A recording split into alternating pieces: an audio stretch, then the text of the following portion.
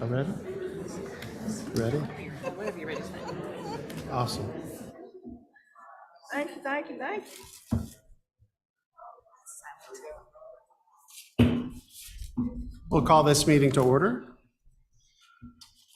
The Orange County Board of Education pledges to its citizens to conduct its business in a courteous and productive manner, showing respect for fellow board members, staff, and citizens.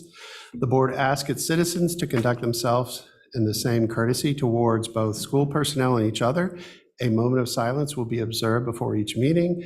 The board asks that you check your cell phones and other electronic devices to be certain they are either turned off or on vibrate to avoid the interruptions of the meeting.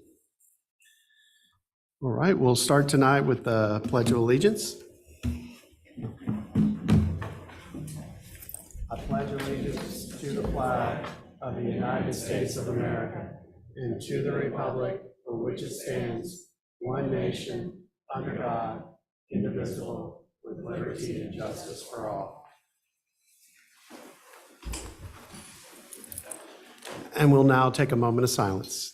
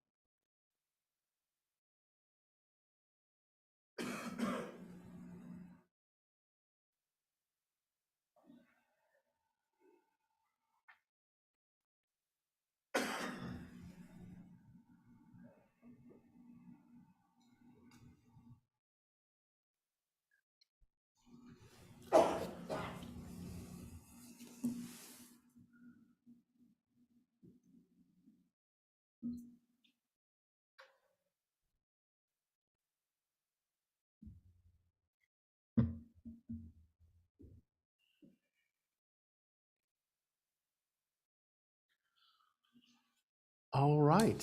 Thank you, everyone, for being here tonight. We'll get started with our recognitions. Dr. Felder, do we have any recognitions tonight? Do we have any recognitions tonight? We absolutely do. We have a number of recognitions tonight. It's one of our favorite parts of our board meetings. And so to kick off, we want to start with Asian American and Pacific Islander Heritage Month. So May is Asian Pacific American Heritage Month. And like most commemorative months, this month was originated in Congress in 1977, going from a week to a month-long celebration in 1992. Asian Americans and Pacific Islanders have a rich heritage, thousands of years old, and they have both shaped the history of the United States and had their lives dramatically influenced by moments in our history. We look forward to seeing our schools mark this month-long tribute, and we hope you will learn more about Asian Pacific Heritage Month at asianpacificheritage.gov. So there's more information there. And of course, there'll be loads of information on our website. So next, I would like to share that Pride Month recognition will begin in Orange County schools May 15th to the end of June. According to the most recent data in 2021 from the North Carolina Safer Schools Division of the Department of Public Instruction. 1 in 4 North Carolina high school students describe themselves as LGBTQIA+ or gay, lesbian, bisexual, or in some other way. We recognize that Pride Month takes place every year in June, but because school ends early in the month of June, lessons and activities from our OCS Equity Office are being made available to use now, starting in the month of May. So in our mission, we commit to creating safe, inclusive, learning environments for every student. So this recognition also speaks to our ongoing commitment that special days, weeks, and months should ultimately shape our mindset all year long. And we appreciate our Equity Office to promote greater respect for every member of our school community. May 1st was U.S. School Principals Day. And I know what you're thinking. Back in October, didn't we celebrate Principals Month? Well, yes, we did. There is a National Principals Month, but given the work that they do, May 1st is also National Principals Day. So they get a month and a day. Our state superintendent recently noted that principals are multipliers of excellence. I think that's a good way to one of the great ways to describe them, who chart their school's path forward through culture and climate and serving their staff and students as instructional leaders. We count on our principals to engage, to challenge, and inspire their schools to become learning communities and to reach their maximum potential. So thank you to all of our 13 school principals for making good things happen every day in our schools. And so May 5th. So May 5th was School Lunch Hero Day. How many of you knew that? Some hands are up. Well, you know that now. So not all heroes wear capes for our school lunch heroes. An apron is just a cape on backwards. So don't you just love that? In order to be in the best position to learn and grow, it is critical that we help every child start each day well-fed and follow that with a nutritious lunch. And that's exactly what we do in Orange County Schools. We take care of our children in that regard. So therefore, the cafeteria is one of the most important places in our schools. I know when I visit schools, I make it my business to stop by the cafeteria to thank the cafeteria workers and just love on them for the work that they do too, right? And so it's one of the most important places in our schools, and we are grateful to our schools and our school nutrition services team for making celebrations happen last week in recognition of School Lunch Hero Day, even though it was on a teacher work day. So today, that brings us to today, May 8th. And so May 8th through May 12th is Teacher Appreciation Week. So we celebrated our principals last week. We are celebrating our teachers this week. And so, and we're doing that with a bang. So for starters, we know that families and community supporters will be doing nice things for our staff all week long, like wonderful breakfast that was held at Cedar Ridge High School this morning. They had fresh made waffles, and that was provided by their PTSO. And so there are also many of us had an opportunity to also celebrate Orange County Schools Teacher of the Year, Savannah Patterson, who's a biology teacher at Cedar Ridge. And so she is each school has its own Teacher of the Year, but Miss Patterson is the district's Teacher of the Year for the 2023-2024 school year. So we are super duper proud of her, and we'll be recognizing all of our Teachers of the Year later on this week. So we value and appreciate every teacher and staff person. We thank them for their continued commitment to the children of Orange County Schools. May 12th is School Communications Day. So we want to recognize that the National School Public Relations Association has created a day for districts to recognize School Communicators Day, and that touches on the work of our very own Office of Communications and Family Engagement. So as noted on the World Wide Web, we can celebrate our district storytellers, which includes everyone from those taking photos of school events to share on social media, to those developing strategic and in-depth communication plans. They are all critical to our mission, goals, and our family and community engagement efforts. May 10th is National School Nurses Day. And I know what you're thinking, but we celebrated the nurses just a couple of months ago, and we did. But again, they are certainly worthy of being celebrated again, particularly because this is National School Nurses Day. So on May 10th, we will celebrate them, and while we are in the middle of National School Nurses Week, we will be celebrating them. So nurses are an incredibly demanding career, and our nurses are hugely valuable in our schools. This is why it's so important to recognize the nurses in our learning community again for their time and sacrifices. So thank you to each and every Orange County Schools nurse. We appreciate all of you. And so next will be Eco-Media Literacy through Filmmaking Challenge Grant Award. And so at this time, I'd like to invite Shannon Braxton, Director of CTE and Arts, and Miss Andrea Digjet, who is a videography teacher at Cedar Ridge High School, to come forward. And while they do, I want to pose the following question. How can we frame youth media to work to preserve and support the environment?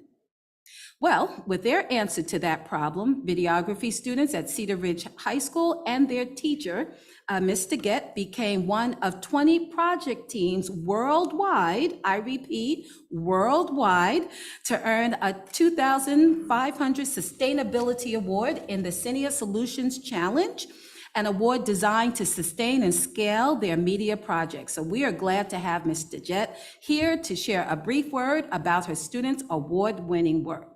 So Ms. Braxton and Ms. Digget.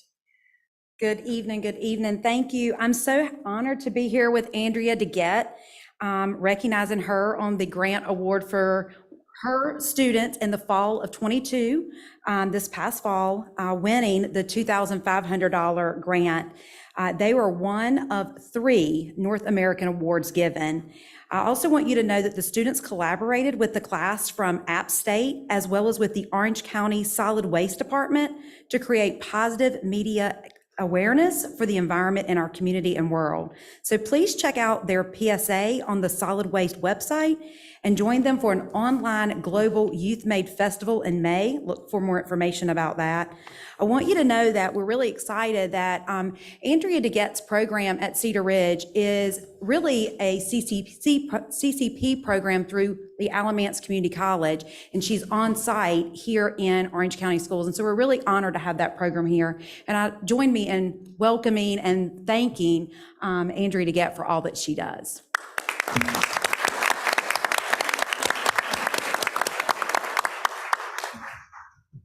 Congratulations again. And so at this time, I'd like to invite Coach Britt from Orange High School, men's basketball coach. Is he here tonight? Oh, there he is. Yep. Also Central Carolina Conference Coach of the Year. So he's not only the men's basketball coach at Orange High School, he is Central Carolina's Conference Coach of the Year for 2023. And I understand Principal Johnson and Interim Chief Operations Officer Dwayne Forster are also going to join at the podium. So Coach Britt, as your fellow coaches recognized, and as everyone can see here on our slide, you had a strong season this year, turning around from an 8-17 record last year to 17 wins and 10 losses this year. And from what I understand, to go with some historic wins and run in the playoffs here in your 5th season, a core group of students will be returning for you and the Panthers next fall. So I hope you can take a few minutes to share what it means to you to be honored by your fellow coaches in the conference. Thank you, Dr. Felder. Sure. And thanks everybody for being here. Thanks for inviting us here tonight. It's a great honor, and it means a lot to me to have this recognition from my fellow coaches. We do a lot of behind the scenes work, and to be recognized by the other coaches in the conference. And we didn't win the conference, we finished 3rd, but for those coaches to see the effort and the hard work put in from my players means a lot to me. And I'm standing here tonight, you know, being recognized, but it's not just me. I have some outstanding young student athletes. I have great assistant coaches that work with me, and I have a great parent support staff. So, and you mentioned something, Dr. Felder, that we have the core of the team coming back, and that core will be back for 2, maybe 3 years. Wow. So we're looking to do some great things. So I'm happy to be here. Great, and we are honored that you are honored in this way. So thank you for all that you're doing. And I just wondered if, would that happen to be one of your student athletes? Okay. This is Conference Player of the Year, Coleman Clore. And Coleman got that accomplishment as a freshman. Yes, So we're looking for great things from this young man. absolutely. And so Coleman, I didn't know that was you, Coleman, because we want to recognize you tonight as well. You were the Central Carolina Conference Player of the Year and North Carolina High School Basketball Coaches Association First Team All District for District 6. So congratulations to you as well. We are super duper proud of you. That's awesome. So what does this mean for you, Coleman? It's great. Thank you all for having me. I'm lucky to have like a great group of guys around me and a coaching system that believes in the abilities like that God has given me. So I'm lucky to have a great group of guys around me. Excellent. Congratulations and thank you. Mr. Johnson, did you have anything you wanted to share? If you want. I'm sorry. No, I mean, I echo what Coach Britt said. There's a lot of things that go on behind the scenes with the basketball program. They put in a lot of hard work. And the same thing with Cole. I mean, he's just a great person. Yes. And we have great people in our program. We have a great coach and great student athletes. And he's really tall. If we haven't noticed. Given the fact that I remember seeing him as a little kid and see him now so tall, he's grown a lot. He's a great person. Yes, that's great. I will just add to please get on your radar next season to get in and watch a game. They're an absolute pleasure to watch. Fire and Ice is one of the most fiery coaches you've seen on the sideline, and nickname Ice over here because he's so smooth. So it's a pleasure to watch them both. Wonderful. All right. Well, again, congratulations.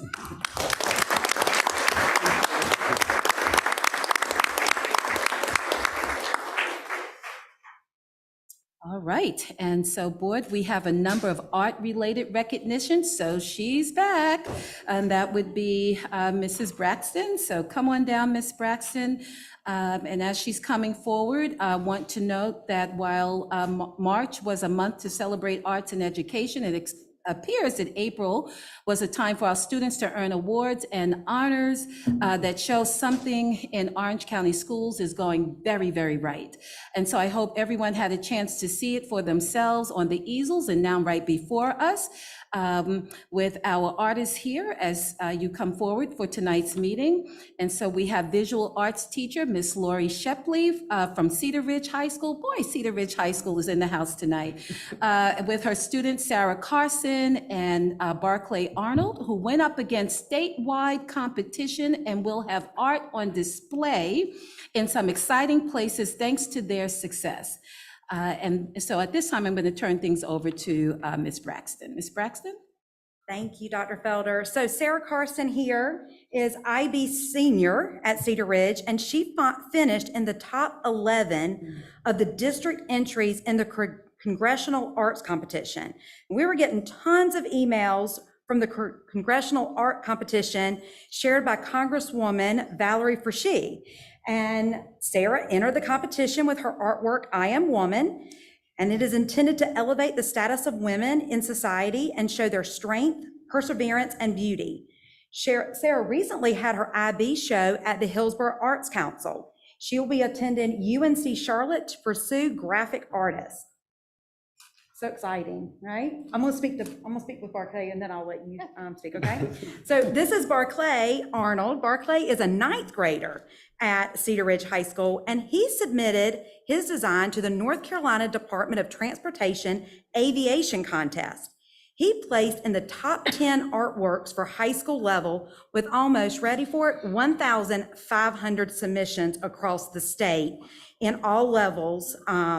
His aviation theme, or the aviation theme this year was Ways Air Support interact harmoniously with our environment while minimizing the impact on Earth and atmosphere. This watercolor by Barclay will be exhibited at the North Carolina Museum of Art as one of the top placing artworks in the state. Both Barclay and Sarah are joined tonight with their teacher, Miss Lori Shepley. And I think Sarah wanted to say a couple of things. Yeah. Oh, first, I wanted to say thank you for this recognition, and I would also like to acknowledge the IB program, which for the past years has helped me grow greatly as an artist and be able to present my artwork to public audiences, which has given me many new opportunities, which are very exciting. And I would also like to just say that the IB program has greatly prepared me for college and future endeavors, which is another thing that I'm very grateful for.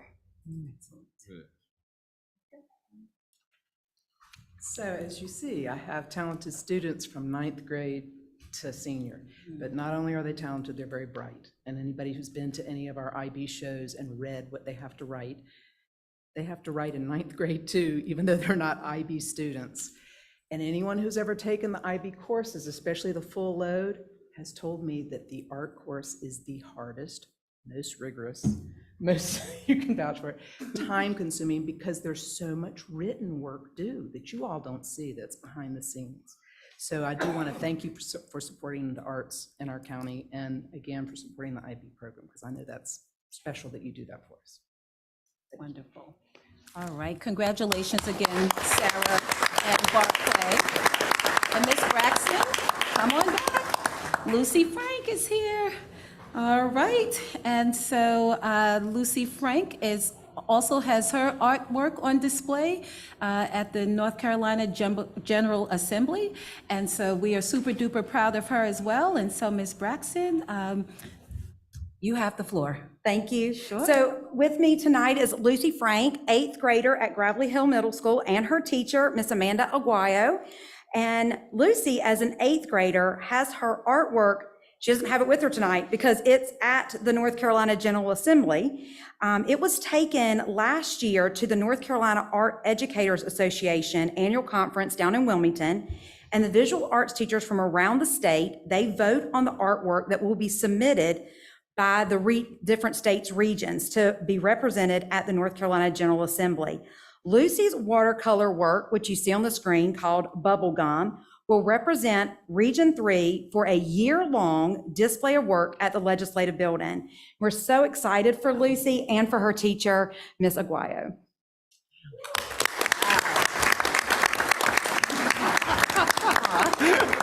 We are very proud of you, Lucy.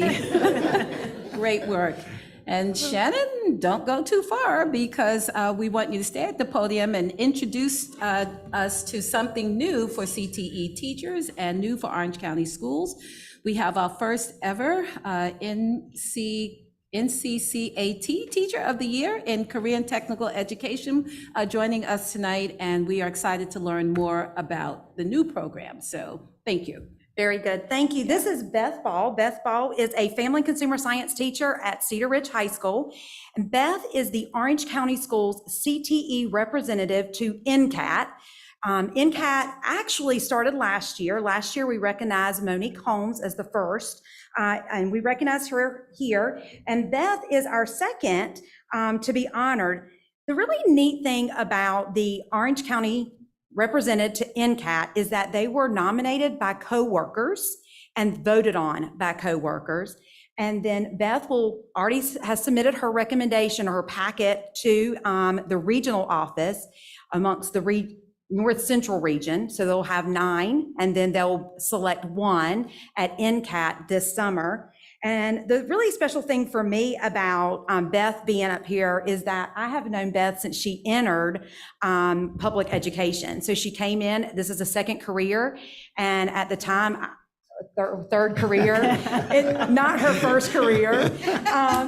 And I just happened to be teaching new teacher training through DPI. As a teacher here in Orange County, I was working with DPI, and Beth was one of the new hires and the new teachers that was coming through. And so it's been really exciting to work with her as she's entered the profession, and now to stand here after how many years in education? 15. 15 years of education and being nominated by and voted on by her CTE peers in Orange County Schools to represent us in the NCAT Teacher of the Year. So Beth, thank you. Congratulations. Talking about who's the shortest out there. I just want to thank the Orange County Schools and the board for all of your support. It gives us as teachers such an advantage to have all of the digital things that we have at our fingertips, and not all school systems have those. And I also want to thank all of my peers, the people that elected me or voted for me for this position, because it was the entire county, not just my peers at my school, and I'm really excited to represent Orange County. Wonderful. Well, we're super duper. Recognitions for tonight. Thank you, Dr. Felder. Sure. All right, next we have our agenda adoption. I'm aware of one item to be pulled from consent, which is the proposed board calendar. I would recommend making that item D under discussion and action, which would make it the last item of the night.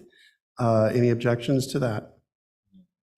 All right, can we get a motion to approve the agenda as amended?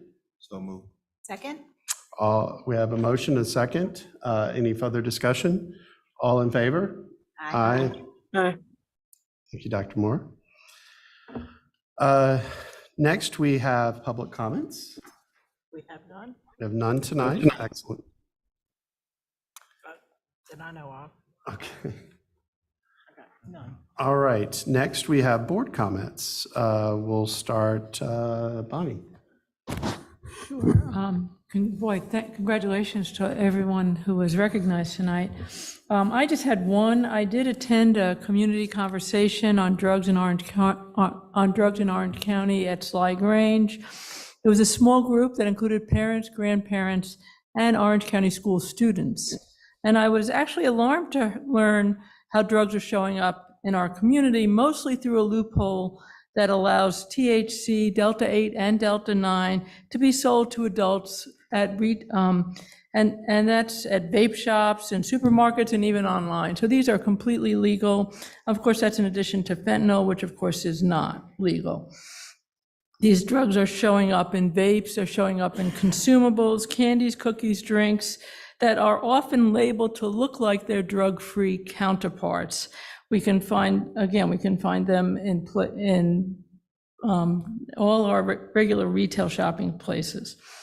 I was especially impressed by the Orange County students that were there because they get it. They know what's going on in our community. They know about drugs in our community, and they had a lot to say. So I would ask that as we continue this conversation, that our students be encouraged to participate. I learned a lot from them. And I think, Mr. Atherton, am I correct that we will be this will be on our agenda in a couple of weeks? Yes, May So- 22nd. So thank you so much for doing that. It's a really important topic. All right, thank you. Andre? Yeah, just want to say congratulations to all I know everybody's gone, but to all the student recognitions and the teacher recognitions. Maybe they'll look back at this on YouTube, but yeah, congratulations. I have a couple of things. Last week, I had the honor of being at Orange High School for the percussion concert, which is, if you have not ever seen it, you need to go and witness what these students do on that stage. It is just absolutely phenomenal and just riveting to sit there and watch the musical abilities of the percussion group at Orange High School.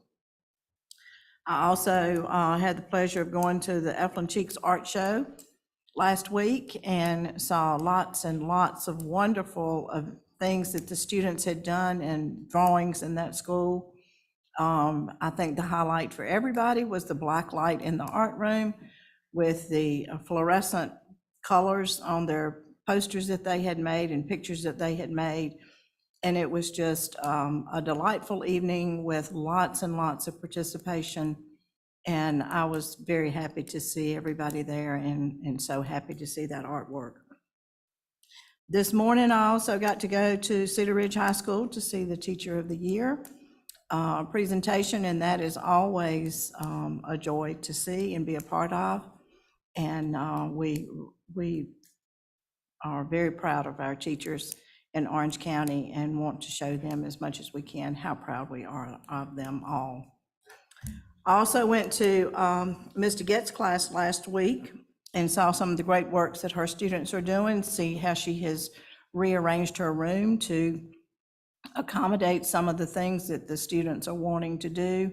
One of them being sort of a history of Orange County and working with other teachers in Orange County to move that along. And I can't wait to see how that goes as the years progress with those students. Lots of enthusiasm from her students that were in there and from her. So just a nice way to get out and see what's going on in our schools. And I appreciate all the work that our students are doing and that our teachers are doing to help our students. All right, Dr. Moore. Yes, excuse me. I had the opportunity to attend the Build Strong Educational Communities to Increase Teacher Retention Conference on April the 24th, and I'll be happy to share the notes and slides with the board if anyone is interested. Thank you. Thank you, Dr. Moore. Sarah? First of all, just happy Teacher Appreciation Week. What a fun week to celebrate teachers. I was glad to share some strawberries that I picked this weekend with some teachers today. Sort of related to Bonnie's point, actually, but a different angle. I know that vaping is a concern in the schools, and I happened to be on Twitter and saw this teacher post something that said, are any of you having problems with vaping in the middle school or whatever, you know, some teacher from another, I don't know where they're from. And there were about 600 replies. So of course I was like scrolling through to see what people were saying. There were people saying, yes, and my school's shut down half the bathrooms and all of these different things. But one of the strategies that I saw in there was vape detectors in bathrooms, as well as sort of like hallway footage of who was in and out at different times. And, you know, I know the bathrooms aren't even the only place that kids are vaping. I remember like a few years ago, Guyan Chambliss came to a board meeting and gave us some information about vaping, and you know, things are so small that kids can like put them in their sleeve in class even. But there might be something there to look into in terms of the bathrooms. And then the last thing I had was I happened to be at OPAC this weekend as a parent for track and field, which was hosted by Orange Middle School, which was actually at Orange High School because we use their track and facilities. That is a huge event to put on. I think there were 9 schools there, you know, hundreds of people all day long. And I believe it's the first time that Orange Middle School is hosted. So just wanted to say a huge thank you to all of the staff members who helped put that together. It was really great. Excellent. Carrie? Thank you. Well, thanks for everyone being here tonight. There's so many people to celebrate. This is such a great time of year to celebrate our teachers, our Teacher of the Year, and also so many student successes.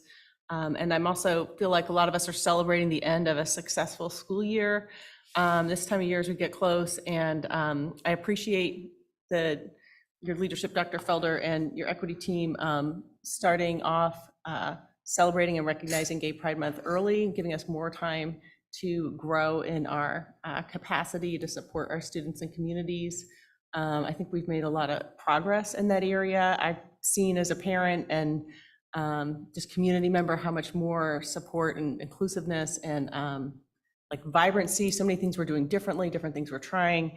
I see a lot of growth in what we're doing to be more inclusive, and I think it's still fragile. And so as a board member, I'm hoping for more opportunities for us to keep growing individually and collectively as a board and have more strong leadership all the way around.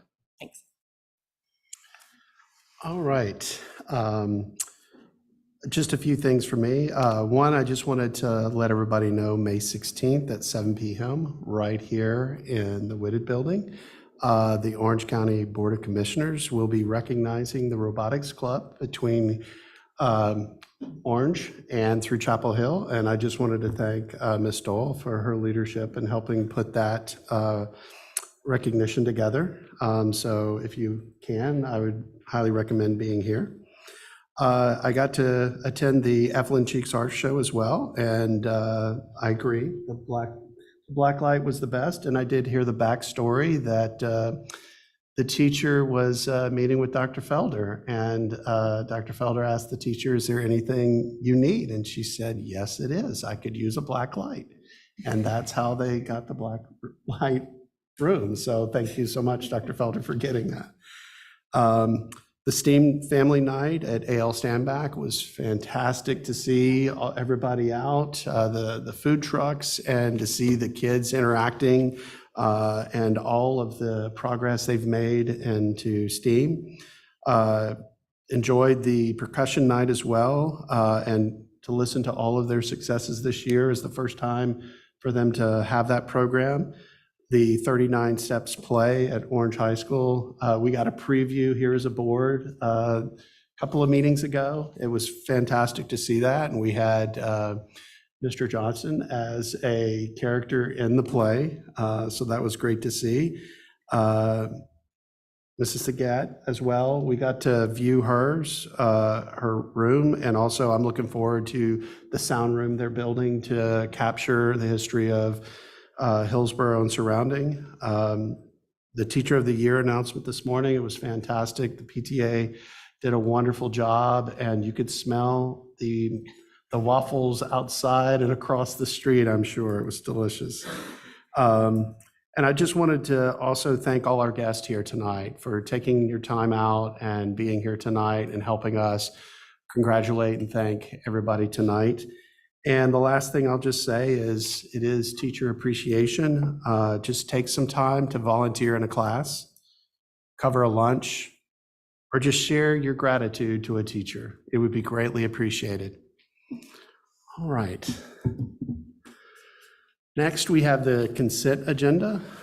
Do we have a motion to approve the consent agenda with the modified personnel addendum? Motion to approve. Second? Okay, we have a motion and a second. Any further discussion? All in favor, aye? Aye. Okay, consent is approved. Our next item is the Orange County Schools Justice Partnership Agreement and Public Affirmation. And Dr. Dreyer?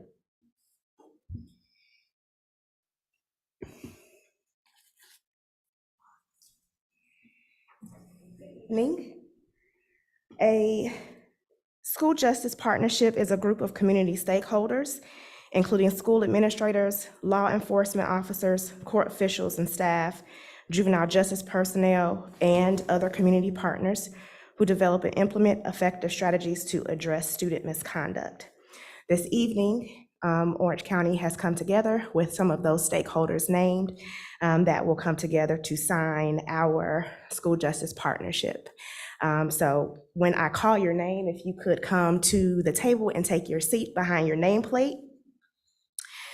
This evening, we have Sheriff Charles Blackwood, Chief District Court Judge Samantha Cabe,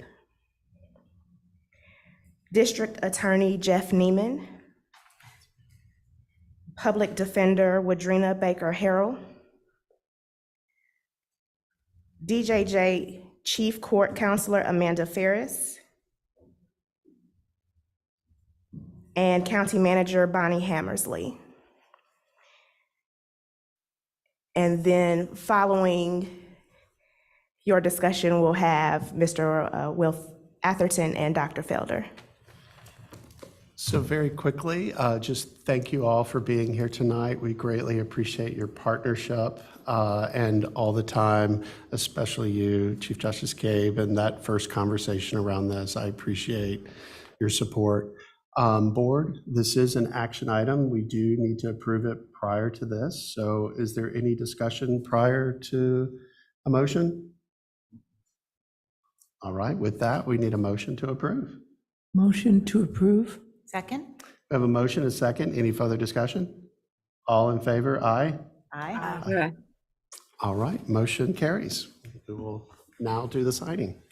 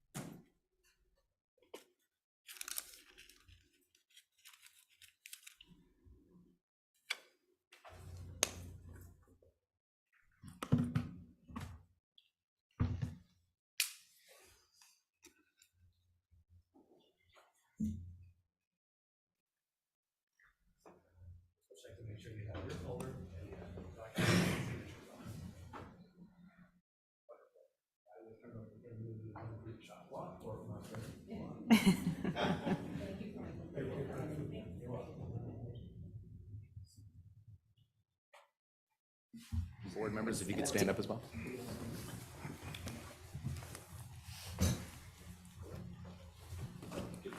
I'll take one step back and get a little closer together because that'll help me a lot.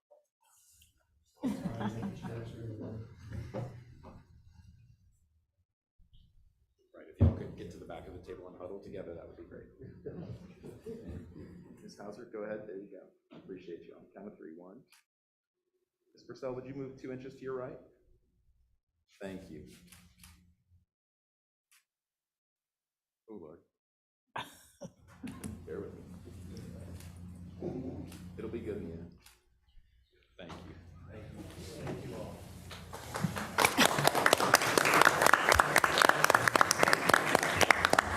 Thank you.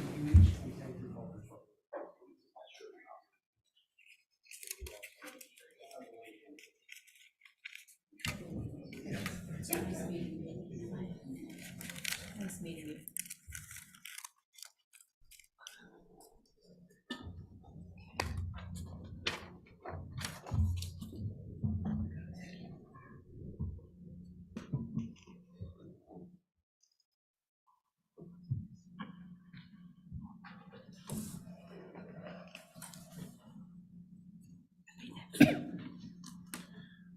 All right. Next up, we have our working session information. So the first item we have is Teacher of the Year Roundtable Presentation. Yes. And so inviting Ms. Ambra Wilson, Executive Director for Literacy, Ms. Mariah Morris, our Director of Literacy, and Shannon Floyd, who is a teacher at Grady A. Brown Elementary School and last year's Teacher of the Year, forever a Teacher of the Year. And so I'd just like to say before turning things over to them, it has been my honor and privilege to work with our Teachers of the Year in a roundtable and working side by side with us and leading the way is both Ambra and Mariah and Dr. Denise Green, who is not here tonight. And so tonight, you're going to hear about their journey that has evolved into a project that these teachers took on, but they are representative of the caliber and of teachers that we have in this district, and it is, they set a really high bar. And so with that, I'm going to turn things over to Mrs. Wilson. Mrs. Wilson. Good evening, Dr. Felder. You took some of the words that I wanted to share. So I'm going to echo some of those. It is truly an honor to be here this evening with you to share about the amazing work that this group of educators have done. And we want to take a moment to thank you, Dr. Felder, for creating this roundtable of our Teachers of the Year that come to that group representing every school in this district, representing the voices of every teacher in their building. They are a liaison of communication directly from the building back to the superintendent. We have engaged in honest conversation. We have engaged in reflection. We've gotten feedback, but they've also shared some amazing practices that make them stand out as the Teachers of the Year that they've been recognized as. So without further ado, I am going to turn it over to our Director of Literacy, Mariah Morris, who's going to share a little bit about the vision and kind of the work that this team has done. And then we do have a voice from the field to share firsthand about all the amazingness that this team of teachers has taken on with their leadership. Good evening, Chair Atherton, Vice Chair Purcell, board members, and Superintendent Felder. On behalf of the Orange County Schools Teacher of the Year Roundtable, thank you for allowing us to present this evening on the teacher leadership that has been cultivated from this unique opportunity in Orange County Schools. Each month, a Teacher of the Year representative from all of our 13 schools comes to meet with Dr. Felder and other teacher leaders in an authentic dialogue that goes through different initiatives at the district level, as well as areas that they hope to move the needle on. By engaging in authentic conversations and dialogue, Dr. Felder is able to hear the voices and perspectives of teachers across the district on important issues such as teacher retention and how, thank you, sir. Thank you. There we go. Hear the voices and perspectives of teachers across the district on important issues such as teacher retention and initiatives that are going on in the schools. The benefits of this roundtable are twofold. On the one hand, the roundtable provides a clear structure that Dr. Felder and her cabinet use to gather meaningful information and feedback about how operationalizing specific issues of policy are affecting those who are closest to the children in the schools, our teachers. Secondly, we use this roundtable as a way for Dr. Felder to provide direct communication to our teachers. We have tasked each Teacher of the Year with going back to their staff after each meeting and sharing feedback via email, Google Forms, Google Docs, as well as a 10-minute spot on their staff meeting lineup so that they're able to communicate directly from the district.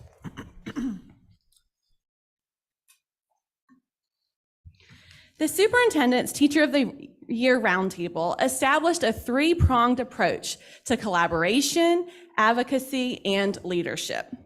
In this space, teachers come together to collaborate with Dr. Felder and district leadership monthly to try to develop system-level systems of support so that we're not just relying on these one-off conversations that happen when we walk through the schools during learning walks or other moments, but so that we can provide actual system-level responses to teacher recruitment and retention.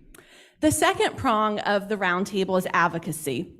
Advocacy for our school-based teams so that we can work towards our mission of ensuring engaging and equitable instruction for all of our students by centering the teacher voice and allowing them to advocate for what they need to feel seen, heard, and respected in the district. Finally, the third prong is leadership. Through this approach, we are developing teacher leadership across the district by providing awesome teachers such as Ms. Floyd, as well as the other 12 members, with opportunities to engage in a meaningful way in real, live moments of leadership that they can carry out at both the district and the school level. So we began this work by delving into the teacher working conditions survey data. In this picture, you'll see one of our first meetings, a couple different teachers of the year who are working in a design sprint where they're analyzing and working through different areas of our teacher working conditions survey data that was low as a whole across the district. Through this design sprint, they were able to land on what they wanted to spend the rest of the year focusing on. And that was moving the needle forward on professional development and growth opportunities so that they could focus on teacher input on professional development, on collaboration and advocacy so that they can grow themselves in ways that they hope to and not just ways that we think they should. After that design work, we landed on our mission statement, which is on the screen. The Superintendent's Teacher of the Year Roundtable will focus on how to develop systems of support throughout the district that create professional development experiences, collaboration opportunities, and the use of teacher work days that best meet the needs of our students. Of our teachers. This was a low area on our teacher working conditions survey data when we looked at it. So we're hoping that by focusing this year, we can grow this in a meaningful and authentic way. The work of this team has resulted in a project that Ms. Floyd will share with you that we hope can inspire teachers across the district so that they feel like their voices and their leadership is heard at the district level. So without further ado, I would like to introduce the one and only 2022-2023 Orange County Schools Teacher of the Year, Shannon Floyd, who is a third grade teacher at the #1 school in America, otherwise known as Grady A. Brown. She's going to share with you her perspective in serving on this team, as well as the project that her team is leading. Well, good evening, members of the board, and thank you for giving me the opportunity to share my reflections regarding our Teacher of the Year Roundtable. On behalf of all the Teachers of the Year, I would like to extend our appreciation to Dr. Felder, Dr. Green, Mariah Morris, and Ambra Wilson for creating a roundtable that provided a platform for us to elevate the collective voices of all educators in Orange County schools. Listening is an active process, and it's the most powerful tool for creating effective change. Every roundtable meeting started with moments of hope presented by our Teachers of the Year. We shared best practices and inspiring examples from individual classrooms, special programs at our schools, and whole school and community events. Preparing for our moments allowed us to reflect on what shapes us as educators and contributes to the positive culture of our classrooms and our schools. These moments were also an important component of connecting us to each other. It was crucial for us to identify areas within our district that needed to be strengthened based on data from the Teacher Working Conditions Survey. Professional development opportunities that support individual teacher needs was an area we wanted to enhance. So we created a course of action that would lead us to that desired outcome. The Teachers of the Year presented pertinent information to their colleagues at staff meetings and established processes for gathering feedback. The feedback from our respective schools was heard, valued, and guided next steps for our district. Teachers are collaborators by nature, and every roundtable meeting was a beautiful collaboration of amazing teacher leaders from across this district who are invested in the professional growth of their colleagues, acquiring new and effective strategies for student learning, and the overall success of Orange County schools. Every year, teachers are evaluated on a variety of standards. One element in Standard 1 evaluates how teachers lead the profession. It says teachers strive to improve the teaching profession. They contribute to the establishment of positive working conditions in their school. They actively participate in and advocate for decision-making structures in education and government that take advantage of the expertise of teachers. Teachers promote professional growth for all educators and collaborate with their colleagues to improve the profession. I was given the incredible opportunity to broaden my leadership and my advocacy skills in this area and help build a diverse professional development experience called the OCS Stars of Education Conference, a conference for educators in Orange County, designed by educators in Orange County, who want to bolster and expand the professional growth of our educators in order to impact student learning and success. On June 14th, 2023, we are going to be hosting this event at Orange High School. We have over 35 sessions that we are going to be able to offer. These sessions are led by teacher assistants, teachers, instructional coaches, and district support staff. We are offering an array of different session topics that continue our mission of providing engaging and equitable instruction for each and every student of Orange County School. We are lucky to have a dynamic keynote speaker who is going to inspire us and get us ready for our day of learning. Here are some sample sessions that we are offering. As you can see, again, a wide variety. We have project-based learning in elementary and middle schools, artificial intelligence in the classroom, teaching with less turbulence, 4 keys to thrive, using notebooks to motivate and differentiate, community building and cultivating responsive classroom management, and strategies for supporting children with ADHD and autism. And these are just a few of the amazing sessions that our educators can attend. It doesn't get much better than this. I'm excited for what the future holds for Orange County Schools, and I look forward to the leadership and the work of our new Teachers of the Year. Thank you for allowing me to serve as your 2022 Orange County Schools Teacher of the Year.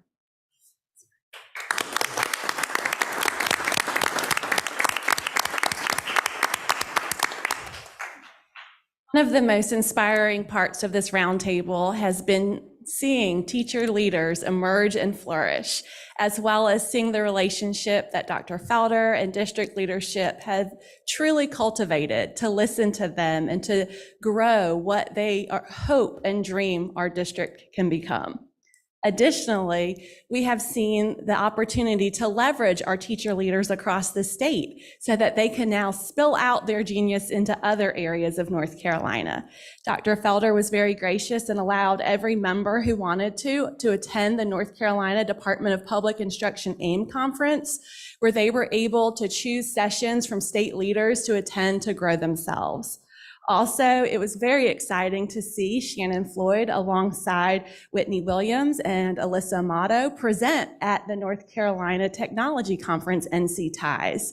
So Orange County Schools is emerging on the front end of teacher leadership with this roundtable, and we're excited to see what can happen in the years to come as we continue this work. Margaret Mead famously said, "Never doubt that a small group of thoughtful, committed citizens can change the world. Indeed, it is the only thing that ever has. Every cultural change, no matter how widespread, must begin with a few dedicated individuals." Our Teacher of the Year Roundtable is just that, a group of dedicated, passionate educators who spend each and every day with our students and our children. It is without question that what began this year with this inaugural cohort will only continue to exponentially grow the working conditions of Orange County schools for years to come. So at this time, we will entertain any comments or questions from the board. Andre? I saw the artificial intelligence in the classroom. I think that is going to be awesome, especially with the growth of that especially in our schools. So I might want to come in and sit in on that one. We hope you do. And those two presenters are two dynamic instructional coaches from A.L. Standback. And so I anticipate that to be a session you don't want to miss. Sarah? Well, I am very thrilled that this roundtable happened this year and that it's continuing. I think that direct line of communication from teachers is essential. And so I am very happy to see that. And I guess a question I have about the conference, which is also exciting, is how do you think about there are so many initiatives, right, that we're introducing we've introduced for the first time this year that need to continue to be built on and developed and all of that. And teachers having choice in how they develop themselves is also really important. So like how's this conference sort of sitting, how are those things working together in terms of, I know we have more teacher work days Sure. now, I think, but I'll actually let Ms. Floyd talk about the form that she and some other teachers created that they sent out to the whole district that gauge some of the interest and the alignment with initiatives already happening. that'd be great. So we sent out, I know at my school, Grady Brown, we sent out a Google form. And from that Google form, teachers were able to choose different things that they would like professional development on. And they were also able to add in any type of interest that they might have that they would like to, receive professional development on. And then based on that information, we looked at the percentage of each professional development session that we would offer. And we decided to make sure that we sent out interest forms for people that, would be interested in teaching that and leading that. And based on all of that information and the staff input, we created the sessions for our conference in June. Carrie? Yes, and some of the sessions will repeat. So some will be offered in the morning as well as in the afternoon, so that if someone wants to attend a different session at a certain time, they have the opportunity to attend, another session that interests them in the afternoon. Carrie? Yeah, thank you. This is so exciting. Knowing about the Teacher of the Year roundtables for a while and all the communication building that was doing, I didn't realize how much of like a capstone project sort of was coming out of it. And I think that's really great that it's provided this space to design in a collaborative way. And this seems like it meets a lot of needs because people get to do what they want. They really get to, that's when people really buy in, when they're shaping what's being offered and when they get to participate in. And just like in a classroom, you want differentiation for your students. Well, teachers need differentiation too, because, we have, grade levels that departmentalize. And so their focus might be, like in my case, it's math and science. Right. So having PD that is geared toward what I teach is also helpful. Thank you. It was pretty incredible to watch how it organically came out of the work of this team versus being kind of driven by us or handed over by us. It organically came out of the desire of the teachers. Ann? I'd just like to say that I am thrilled to see that you are going out to conferences and doing presentations. As a former principal, I encourage my teachers to do that because, number one, other people get to learn what we're doing, but they also get to see other people and learn from them. And I think that is a wonderful experience for teachers. So thank you for all that you're doing, but I really am just thrilled to see that we're back out showing our stuff off. Thank you, because we have amazing teachers, the best in the state, and we need to show them off. I know we do. Thank you. Bonnie? Yeah, I wanted to thank you for this. It's great. I love seeing like professional development that's kind of off agenda, really inspired topics, things that are topical and of interest, and in something that's really a professional setting. I have a question. Why June? So we threw out a couple different dates to figure out when the best teacher workday would be to have this conference. And from those dates, we asked each teacher of the year to take it back to their staff and to poll their staff on which dates they would prefer. And so each teacher of the year had a month between the two roundtables to take it back, and they gathered the feedback, not only on the dates, but also other parts of the conference. And June emerged as the front runner for when the majority of staff wanted the conference to be. And so we felt like we wanted to honor the organic energy coming out of this. And a lot of teachers were really excited because there had been renditions of this conference in years prior, before COVID. And so we wanted to honor their excitement by allowing this to happen, and then have the whole summer to reflect on what they learned, and then to build this in to their plans for next year, with the fear that if we put it off to August 1, that was by far not the preference of our teachers, but then also that they are inundated with so many new things in August. And it can be a very stressful time getting in your building, if your room changes, new teachers, onboarding. So we wanted to give them that time to marinate in what they learned and to be able to take that into the next school year. I just have one comment. I just wanted to say thank you for sharing, Dr. Felder. Thank you for driving this. This is fantastic to see the sample sessions, to see so much diversity around there, from EC all the way up to project-based. It's amazing. Thank y'all so much for all y'all's hard work around this. We hope you'll come out. I need to write you down for AI. All right. Next, we have the panoramic student survey data and spotlight on Rethink Ed, curriculum rollout, and mental health.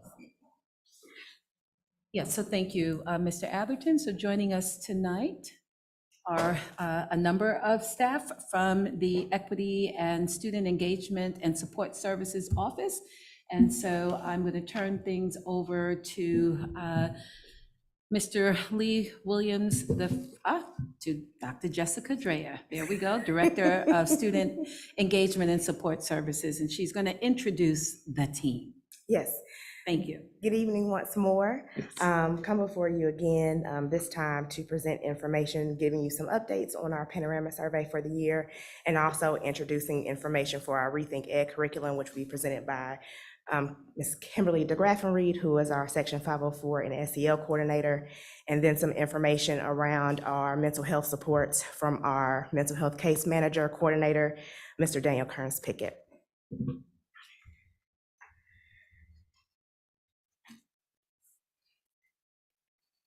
So, of course, rationale for panorama data, what we're doing is comparing beginning of year and middle of year survey data from the surveys taken by our students for creating a more inclusive and welcoming environment for our students. The panorama survey and the data that we receive from that survey addresses strategic plan goals 4.1 and 4.2. What we have here is just response rates by demographics. As a point, our district goal, each time we take the survey, is a 75% response rate. In the fall of 22, we had a 77% response rate. This past survey window, and for the winter of 2023, it did decrease slightly to a 74% response rate.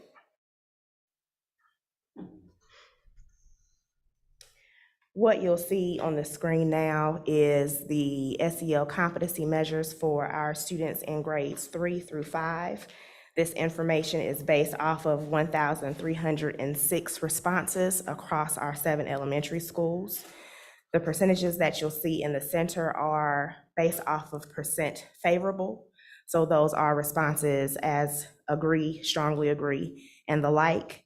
What is included also is what you'll see is an increase or decrease in percentages based off of, in comparison to the fall survey. So you'll see there were some increases and decreases in that area. I won't read all of these to you, but do want to highlight some positive results that we have received from the survey in grades 3 through 5. 89% of our students responded favorably to, do you have a teacher or a other adult from school who you can count on to help you no matter what? Which is letting us know that our students do feel like they have a trusted adult in their building that they can talk to and share information with. And then at 92% favorable have responded, do you have a family member or other adult outside of school who you can count on to help you no matter what? And so our students are saying that they have a trusted adult inside of the school and outside of the school that they can go to and share information with and ask questions to.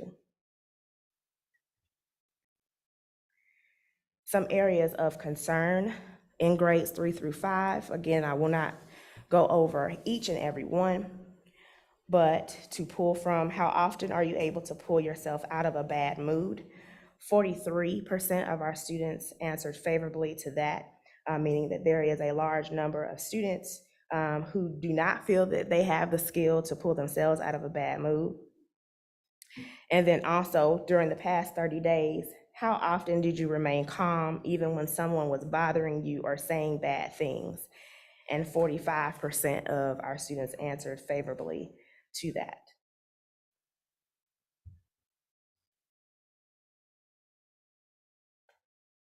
Moving to our secondary grades, 6 through 12, in student competency measures and social emotional learning. This information is based off of 2,746 responses of our students across our middle and high school grades. Again, you can see in the center the percentage of students who answered favorably to those questions. And then in parentheses, we're seeing the increase or decrease since the fall 2022 survey.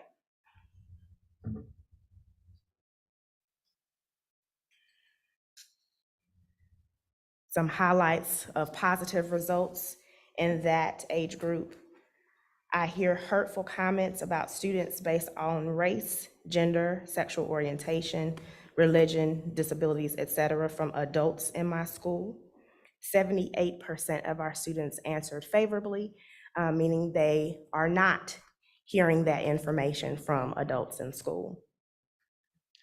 And then, do you have a teacher or adult from school who you can count on to help you no matter what? 81% of our secondary students answered favorably to that question. So they also feel that they have someone that they can count on inside of their school buildings. Looking at areas of concern, and this is on the flip side from what I just read in our highlights and our positive results.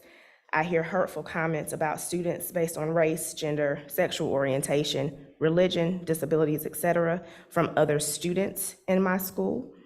Only 48% of our students answered favorably to that. During the past week, how often did you feel safe? 30% of our students answered favorably to that question. During the past 30 days, how clearly were you able to describe your feelings? 35% of our students answered favorably to that question. And one thing I want to note as I continue to read these types of data points to you, while we do take what they're saying seriously, we also understand that it's a point in time. So if they've taken it on May 8th at 8:17 p.m., how they're feeling in that moment is how they're going to respond to those questions.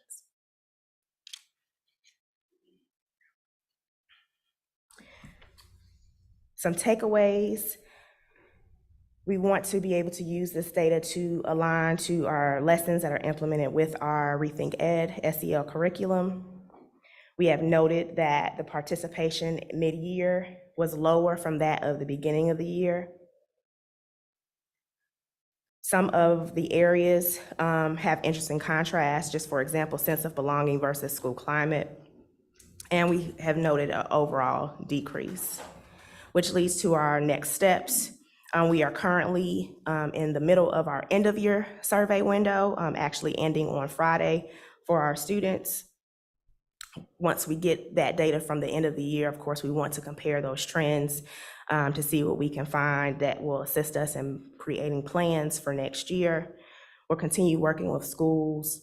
We're cross-referencing that data with school discipline data, and we want to make sure that we are able to use this data to establish a plan for next year. One point to note, that based off of what we're seeing so far with response rates dropping, and also in talking with our Panorama partners when best practices in giving the survey, looking at giving the survey at the beginning of the year and the end of the year, and also looking at possibly reducing the number of questions so it is not as long for students to take. And with that, we'll bring Mr. Graffenreid up to share information about our Rethink Ed curriculum.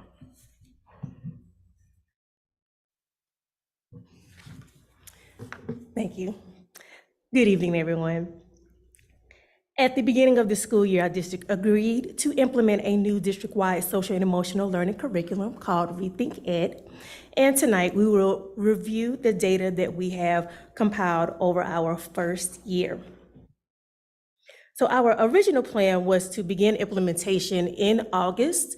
The Rethink team, program managers, and I created an implementation plan for this year that included support meetings for district leadership and for our schools. Unfortunately, our implementation date was pushed back to November 1st, but the Rethink Ed program team continued to provide a high level of support to district leadership and our schools. Starting with our November 1st implementation date, our staff began to utilize the platform and using it to plan the appropriate lessons for our students. Our teachers, administrators, and support staff had login access to Rethink Ed. Some schools also requested access for their substitute teachers in order for them to have access according to teachers' lesson plans and if they had to cover classes. So as you see here on the screen, based on our data, we had wonderful representation from our schools. We had our top 5 schools and our top 5 teachers or social workers or counselors that have accessed the program during this time. The lessons in Rethink Ed are aligned with the 5 competencies of social and emotional learning. And teachers are able to utilize these lessons through printed materials, videos, and other printed lesson plans in order to provide the lessons. Also, with our implementation, schools were allowed to choose the implementation model that best suits their school. We gave them suggestions and they were allowed to choose which implementation model fits them best. The implementation models had to meet the requirement of a minimum of 90 minutes of SEL instruction each month.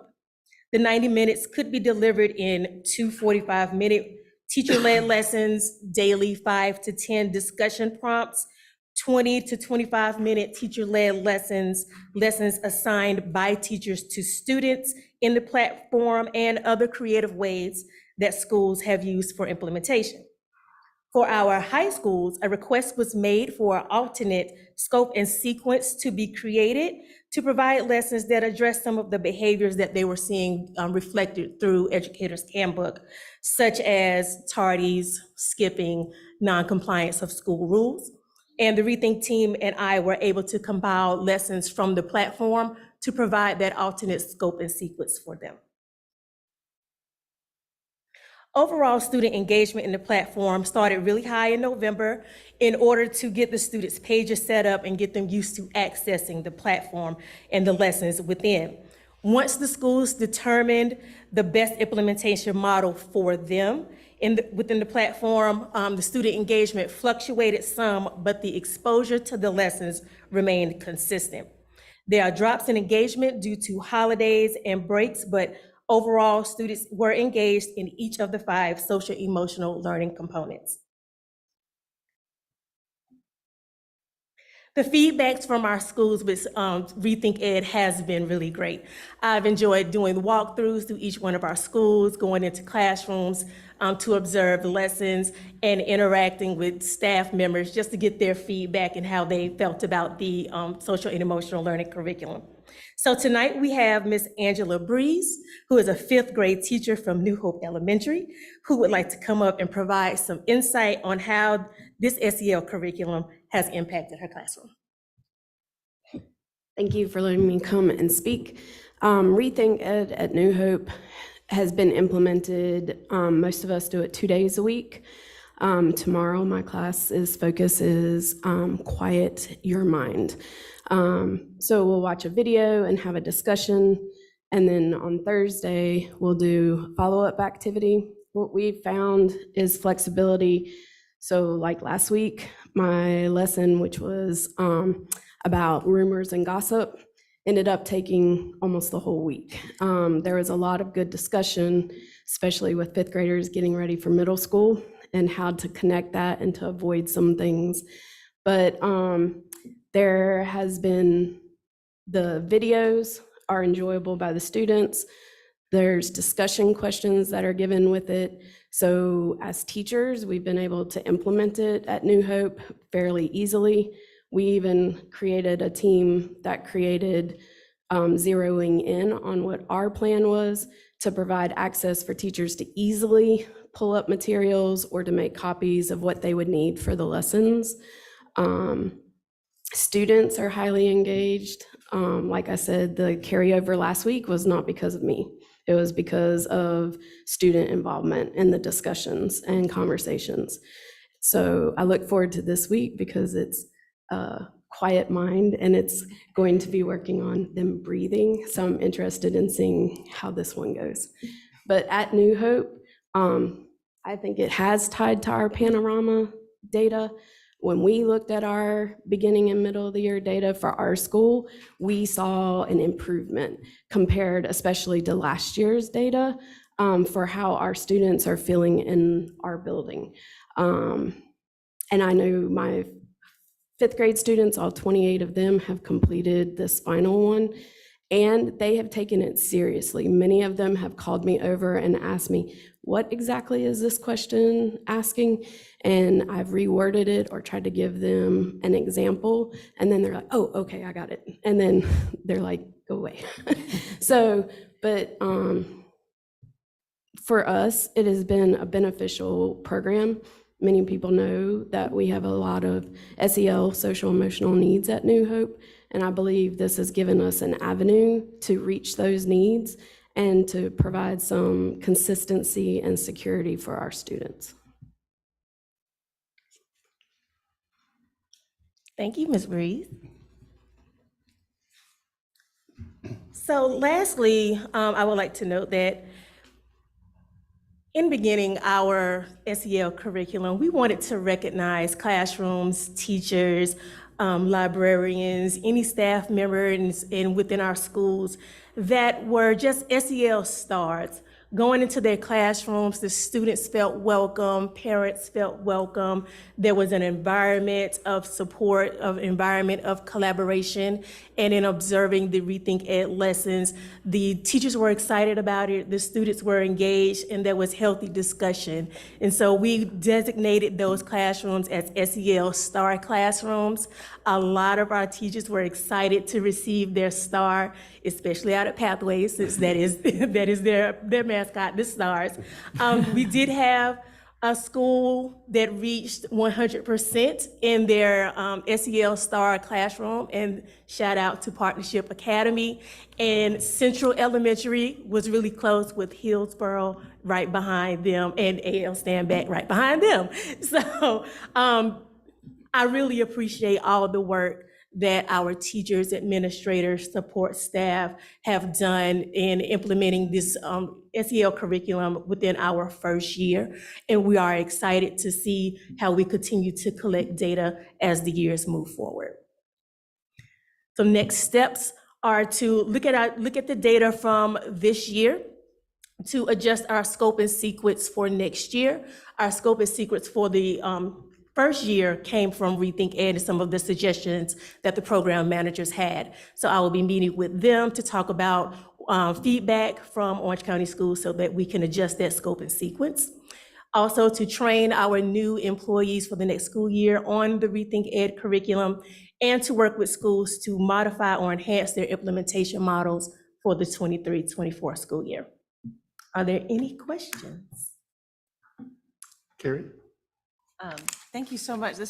I didn't know about the SEL Stars classrooms. I think that's such a positive way to celebrate the work and the energy that goes into creating those safe and welcoming classrooms. I had a specific question about, let's see, it was from slide 51. A lot of the changes, Ms. Breeze mentioned like really seeing a change from last year, but some of this data also shows smaller shifts you know, the plus 2 minus 1 kind of shifts. But the really big jump I saw on slide 51 for the SEL student competency measures grades 6 to 12 was that 20% jump since last survey in diversity and inclusion up to 65%. So I was like wondering if what that means to you, like what that data point means. It could mean a number of things. So it's right now, without looking a lot deeper into it, some of those, it could be students were paying more attention to what the wording actually said and were able to answer it more clearly. That they are hearing and seeing things in a better light and are feeling better about it. One thing that I'll also point out is with the question that was specific to hearing adults saying negative things and students saying negative things, there was what I'll call a glitch, where that data was being read in the flip in Panorama, and between myself and our Panorama team noticed it and were able to flip it for us. So that also gave us some points as well. Can I make just one more quick point? Knowing how much like loneliness has been a concern, you know, coming out of during COVID, coming out of COVID, it seems like those are good numbers with the 90% and upward student feeling, you know, the family support, the school support, and the friendship where they can really be themselves. That seems like a pretty good place to be. And it's on the rise, and that's good information to see. Thank you. Sarah? Thank you. I have a couple of things. I'll do one and then we pass it and then come back. Thank you so much for all this information. I'll try to keep talking. Echo's gone.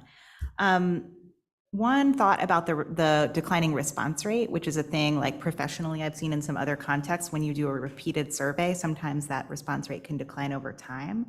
And one of the most important things that you can do, besides like looking, is it too long and all that, there's lots of things you can do. In this case, like schools themselves have to actually see the need for the data, like use the data, you know what I mean? Like, and so they have to be using it themselves and sort of needing it. And then like, if it's sort of teachers responsible for the response rate, like the teachers have to see how they're using it. Like there's, that piece is super, super important. So you all probably already know that, but I just needed to say so, like that if you continue to see a decline, like that is really, really essential. And I think a lot of my interest is around like how schools are using the data at that level. And whether they're sort of getting support in how to do that more effectively. So can you just talk about like at the school level, what's happening with the Panorama results? Sure. So we've had the opportunity to have some discussions and conversation with school-based leadership, so principals and APs, as well as student support staff on first how to look at the data, how to read it and what to do with it. Also looking at how it aligns with some of their school improvement goals and how they can use that data to either show that we're working towards our goal and we're doing well, or we need to fill some holes in that area. But then also with our support staff, it can help them to build small groups. It can help give some targeted instruction with Rethink to pick some of those specific topics that match and align, and also even students one-on-one. So it could help if they need a referral for mental health supports or something that our counselors or social workers can do with our students in-house. That's awesome. And I think, so I understand that like that's what it can do. I guess I'm curious, I see Ms. Breeze coming up too, so she may have something to say about this, but that's like what it can do. I just want to know like, how often is that happening? Like, are people there yet? Because it takes a while to like get to the point where they're doing that. Is that what's happening? It is, and I think everybody's coming up to speed just because it's fairly new, specifically with aligning it to Rethink. But I'll let Ms. Breeze here give an example of what's happening at one of our schools. So we looked at the data as our school improvement team, and then it was brought to our whole school as staff meetings, and we've done that twice, and then we've talked about it in our PLC teams too, of ways to either, like last year, it was pretty heart-wrenching to us that some of our students didn't feel like they had a staff member And so when that one really got pulled up this year, it made a big deal for our staff that we had created that area. So from a school perspective, at least at New Hope, we've been looking at it for our school improvement team and what areas were we weak? What do we think we can do to improve it? We've tried to avoid why do we think we're weak in that area, and instead, what can we provide students to make that a stronger? Whereas I think in the past, sometimes we thought about why or what could be causing that, and instead now it's more geared towards what can we do to help students feel better in those areas. I love that. I love that slight tweak and what it does for like being sort of solutions oriented about it rather than sort of like what are all the sort of external things that could be causing kids to come to school this way. Yeah, that's great. Thank you. If I could, I want to go ahead and bring up Daniel Kearns Pickett, our mental health coordinator. Some of what he is sharing may answer and address some of your questions. So Daniel, great. All right, good evening. I am Daniel Kearns Pickett, Mental Health Case Manager Coordinator for the district. I'm also a former school counselor at New Hope, so hearing about all of those increases and improvements really brings me some joy. So thank you for sharing that, Ms. Breeze.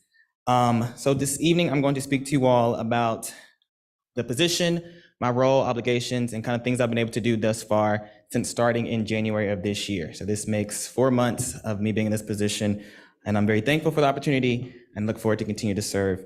But since starting in January, 4 months ago, the goal is to learn of the needs and struggles currently present for our staff and students as it relates to social, emotional, and mental wellness, and then create a plan to put systems of support in place to support our staff and students. And so my end goal is to obviously create a system and a plan that will allow our district to become proactive opposed to reactive when it comes to supporting our staff and students' social, emotional, and mental wellness.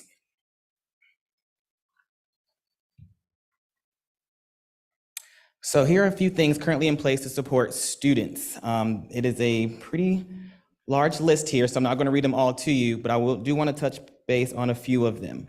So one of my main goals is to oversee co-located therapeutic services. We currently have a contract with Renaissance Wellness Services, which allows them to come into our K-12 schools and provide direct therapy to our students. So I oversee, I'm kind of the middleman between the school system and the agency, taking care of the referral process, the wait list, things of that sort. Another big thing that I do is I share resources.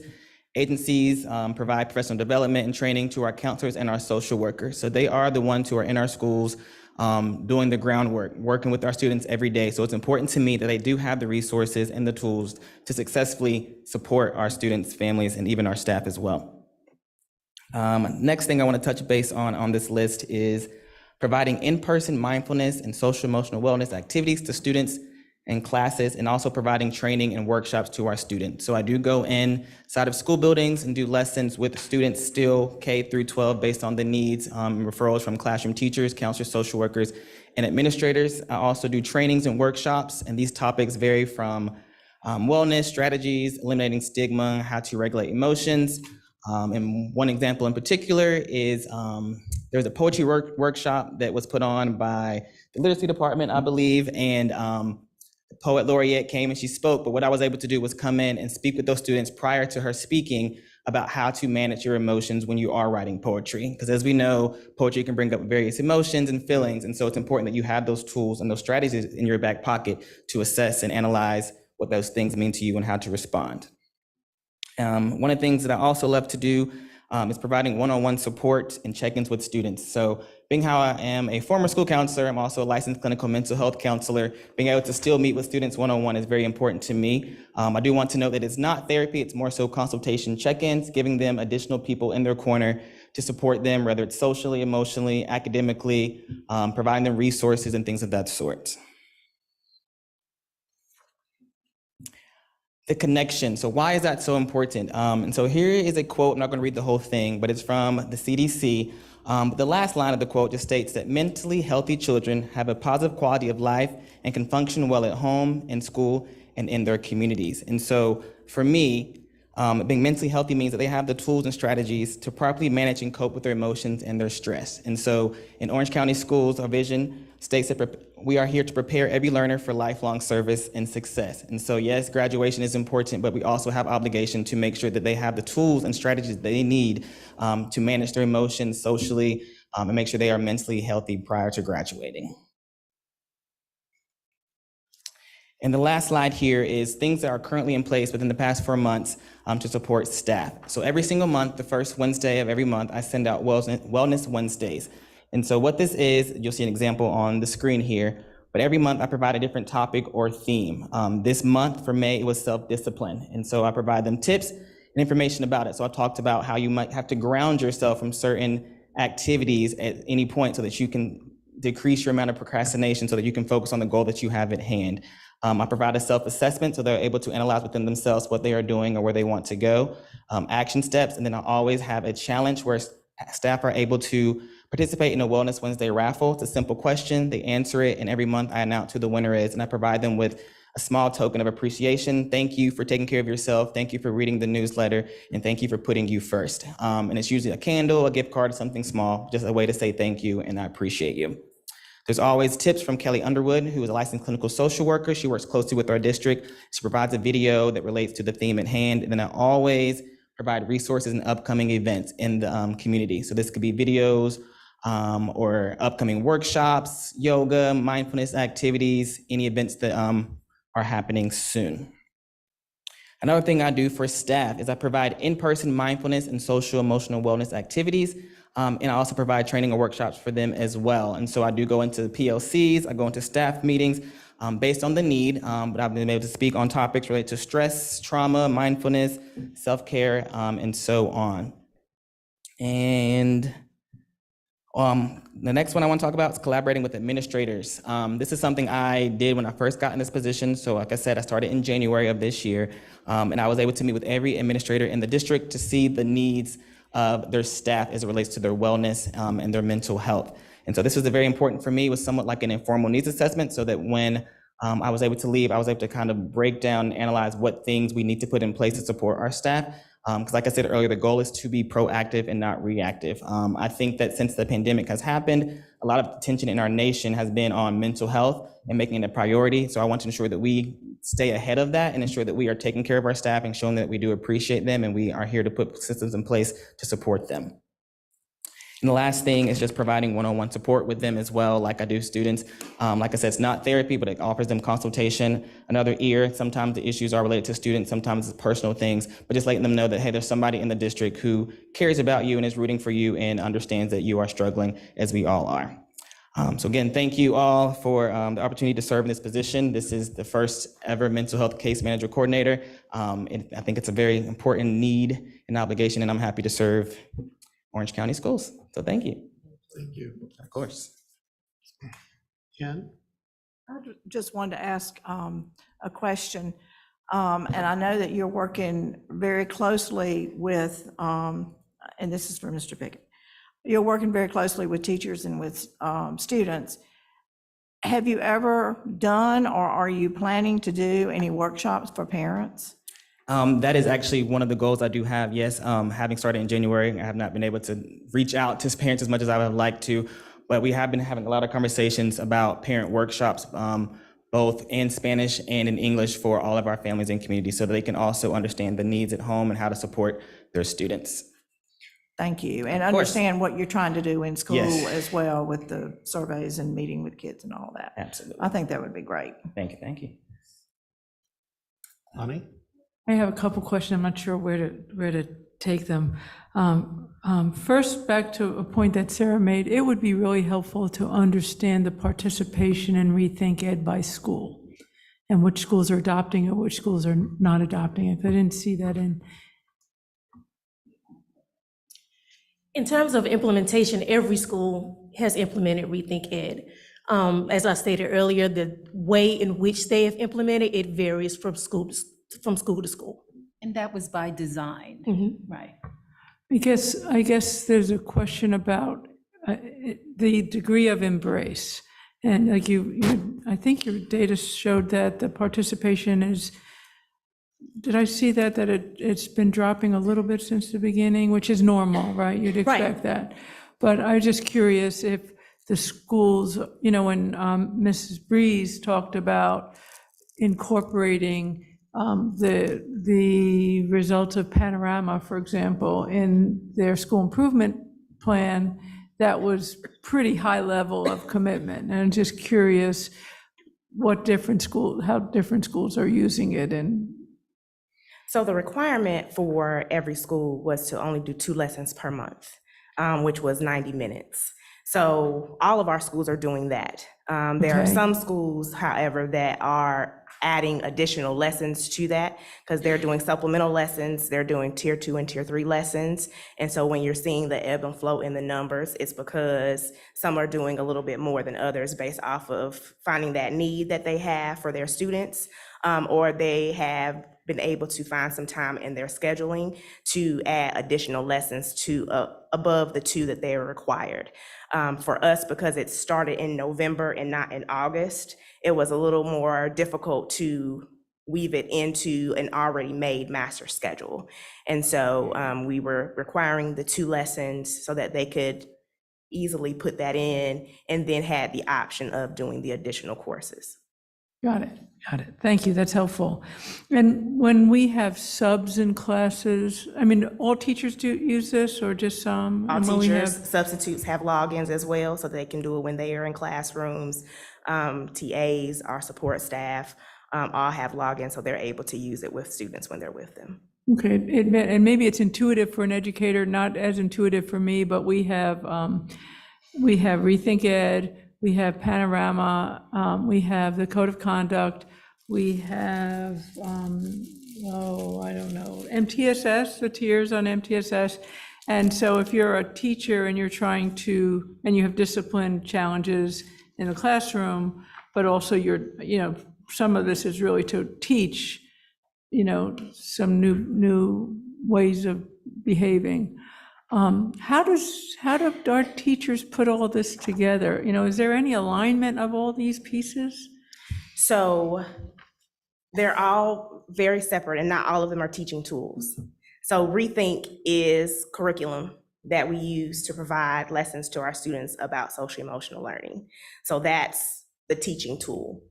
Panorama is, for lack of a better term, an assessment for us to find out what the students need to be able to provide those lessons to them. I'm trying to get all of the points that you hit. The Code of Conduct is a document that helps us to determine how to assign consequences to incidents, what practices to use if we're trying to avoid suspension, what interventions are examples or recommended to put in place when certain incidents take place. That's when we refer to the Code of Conduct. MTSS, multi-tier system of support, and Emily Myers is not here to give a whole gamut of that. But in the behavior area, what that does is help us to, again, tier 1 is the core, so everybody receive that. That's what Rethink is. Everybody is getting that core instruction in behavior and social emotional learning. Tier 2 and tier 3, when we have students who need a little bit more and they need some targeted interventions, that is when it kicks in for tier 2 and tier 3. So Rethink is, along with our check-in, check-out program and the other interventions that we have, are tools that we use when students are going through the MTSS process. Okay, so Did I miss something? Well, Rethink Ed, it sounds like it's most closely aligned to MTSS as the curriculum, if you will, the behavior curriculum. It's used as a tool for MTSS. Okay. But they are all aligned together. They all have some pieces of alignment, if you will, Yeah. but they're all used differently. To use your lingo, the essence of my question, do the standards align? And are they all kind of supporting the same goals? So if we're looking at social emotional learning and those 5 competencies, specifically towards social emotional learning, yes, they all use the same competencies and areas, yes. Okay, well, that's very helpful. And I do have one question for Daniel, and that's, do you have a sense of what the current, I know some of our co-located service, I think El Futuro is no longer Correct. working in schools. Just curious what the shortage looks like, or the wait list of Absolutely. students that are looking for services. in Sure thing. schools. So this year, we've had around 300 referrals for co-located services. We do currently have a waiting list. And that is a nationwide issue, as you kind of just mentioned, with an increase in mental health concerns. We don't have enough therapists and counselors in the nation to kind of provide the services they need. And so we are working actively, researching, meeting with different agencies, trying some different virtual options to prepare for next school year. But we do have a waiting list that consists of 30 to 40 students at the current moment, but we have 300 total referrals so far. So we've referred 300, so it's about 10, 30, you said 30 or 40 we. Yes, ma'am. Yeah, that's Currently on a waiting list, and it's currently good. decreasing, but one thing we've been able to do is provide more resources for our counselors and social workers so that they can do certain things in-house while their students are on those waiting lists, such as providing groups in school with our counselors and social workers. Great, very good, thank you. Of course. Much better than I thought. Thank you. Yes, same. Sarah? Yeah, I just want to say, I think you all are doing really essential, important work, and it is really exciting to see all of the progress just even from a year ago in this sort of attention to students' well-being and teacher well-being too. Just love it, love it, love it, love it.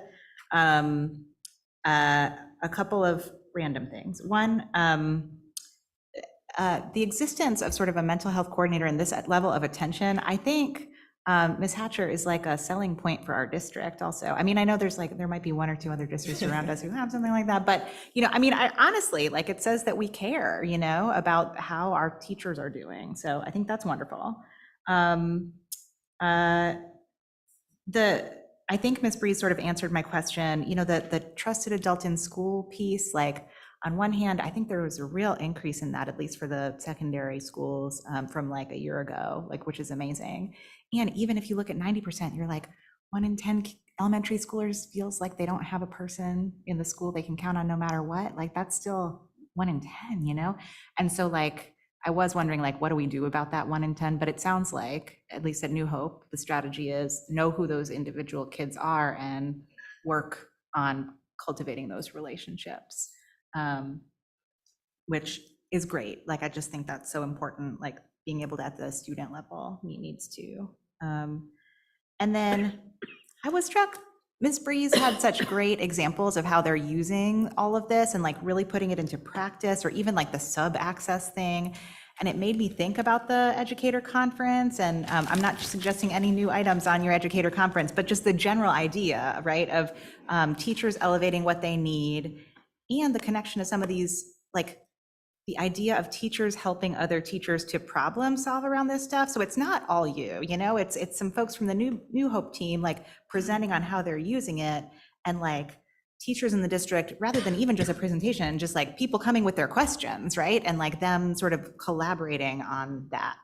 So I feel with the number of initiatives we have, there's some opportunity here when we have pockets where people have figured it out, to be spreading that, and tapping into that. And there is something called an unconference, which I don't know if you all are familiar with. Okay, which is where people come and they're basically what am I here to talk about? And then they sort of split off, they identify their own topics, even kind of live, and something like this, the different district initiatives, and what you could use help from a colleague and figuring out how to do, I don't know, it seems like there might be opportunity to sort of tap into our teacher leaders. So none of that was a question. Just thank you very much for what you're doing.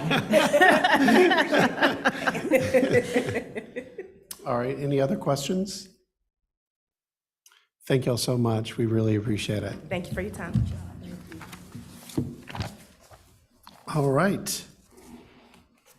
Next, we have our CTE program update and showcase. I believe this is the big orange file.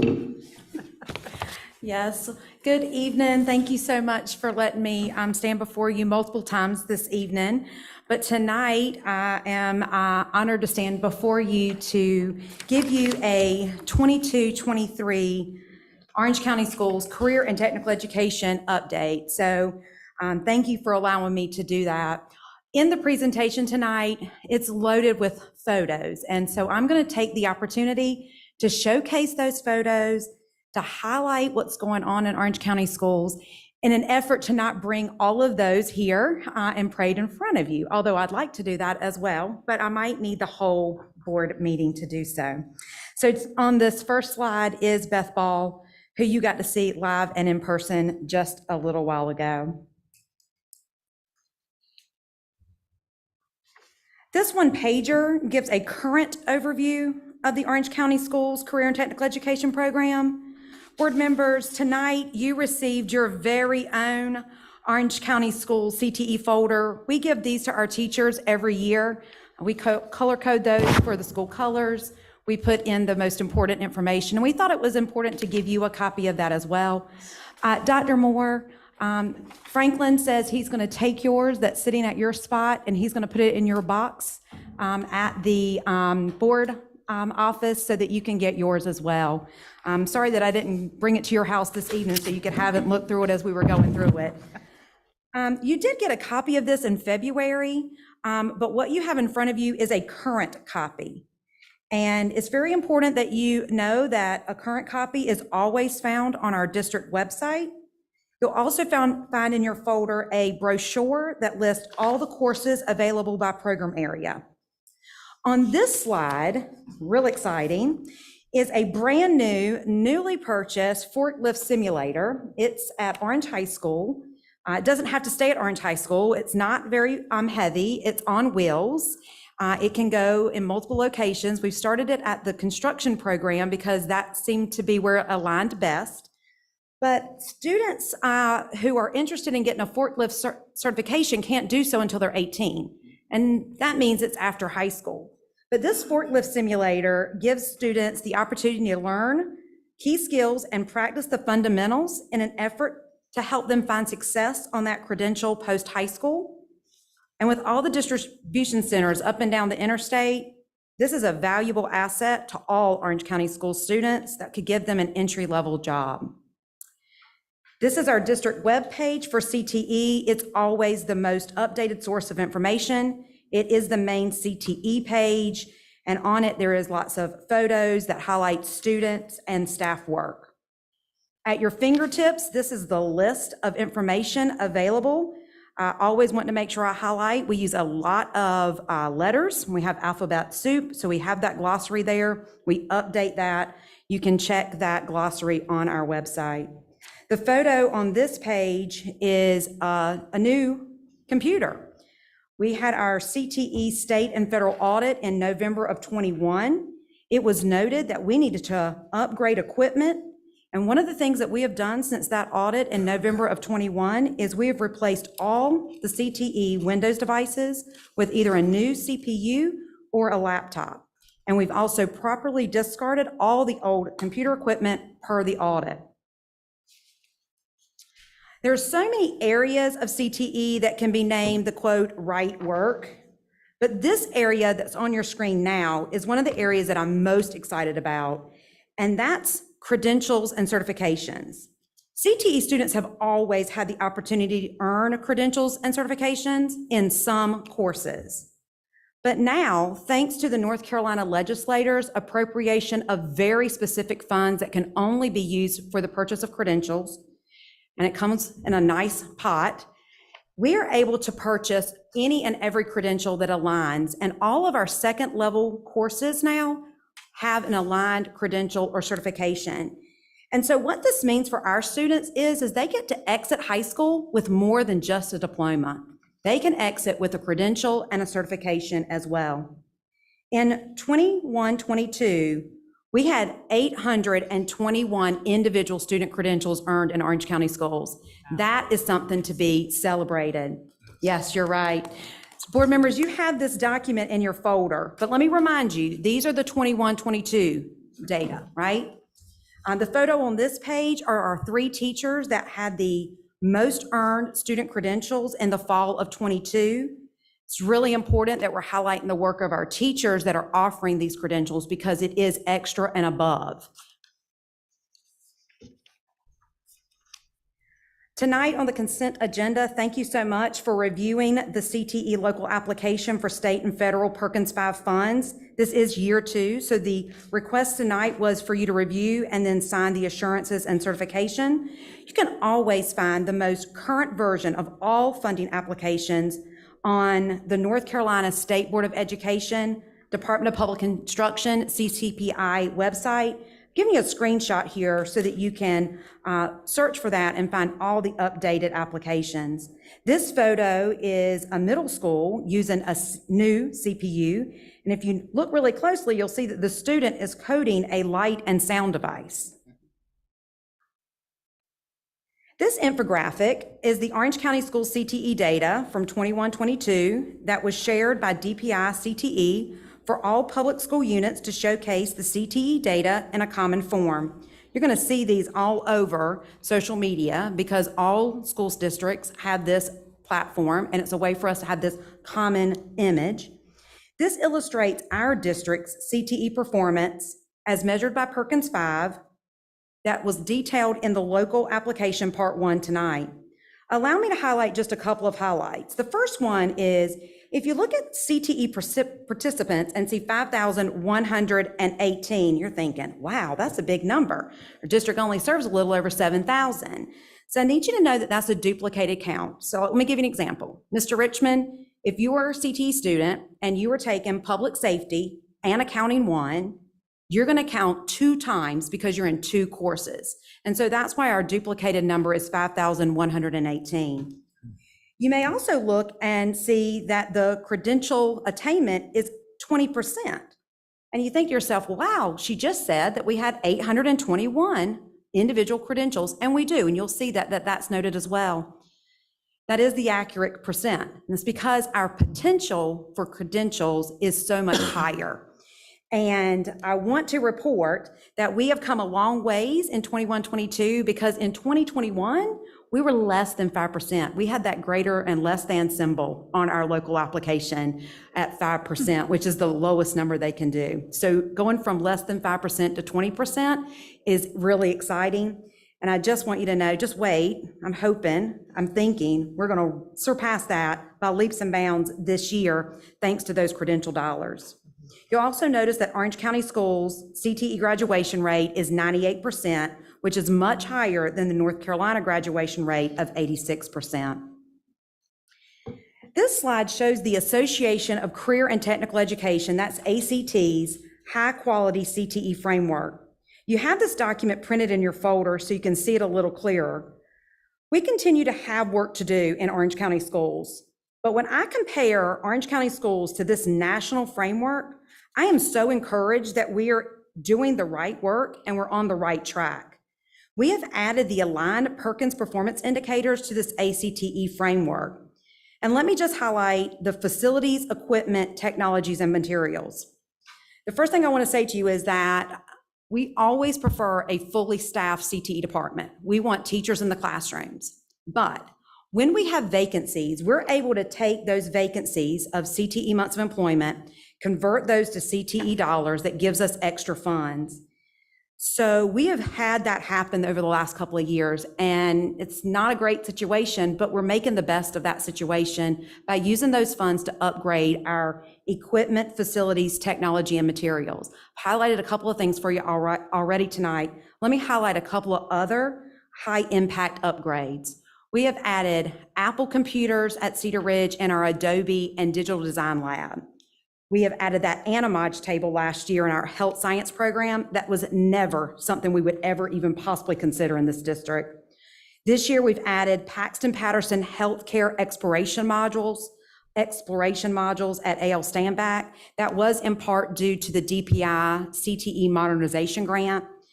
We have added metal and wood laser cutting machines in our ag production and ag mechanics programs at both high schools. We've added new high-quality VEX robotics equipment in our PLTW classes and our technology education programs at the middle and high school. And we just added, not even implemented yet, so looking forward to it, but new VR career exploration goggles at Partnership so that they can explore 23 careers right in their classroom using VR. So stay tuned. Y'all might want to pop by Partnership when they get into play.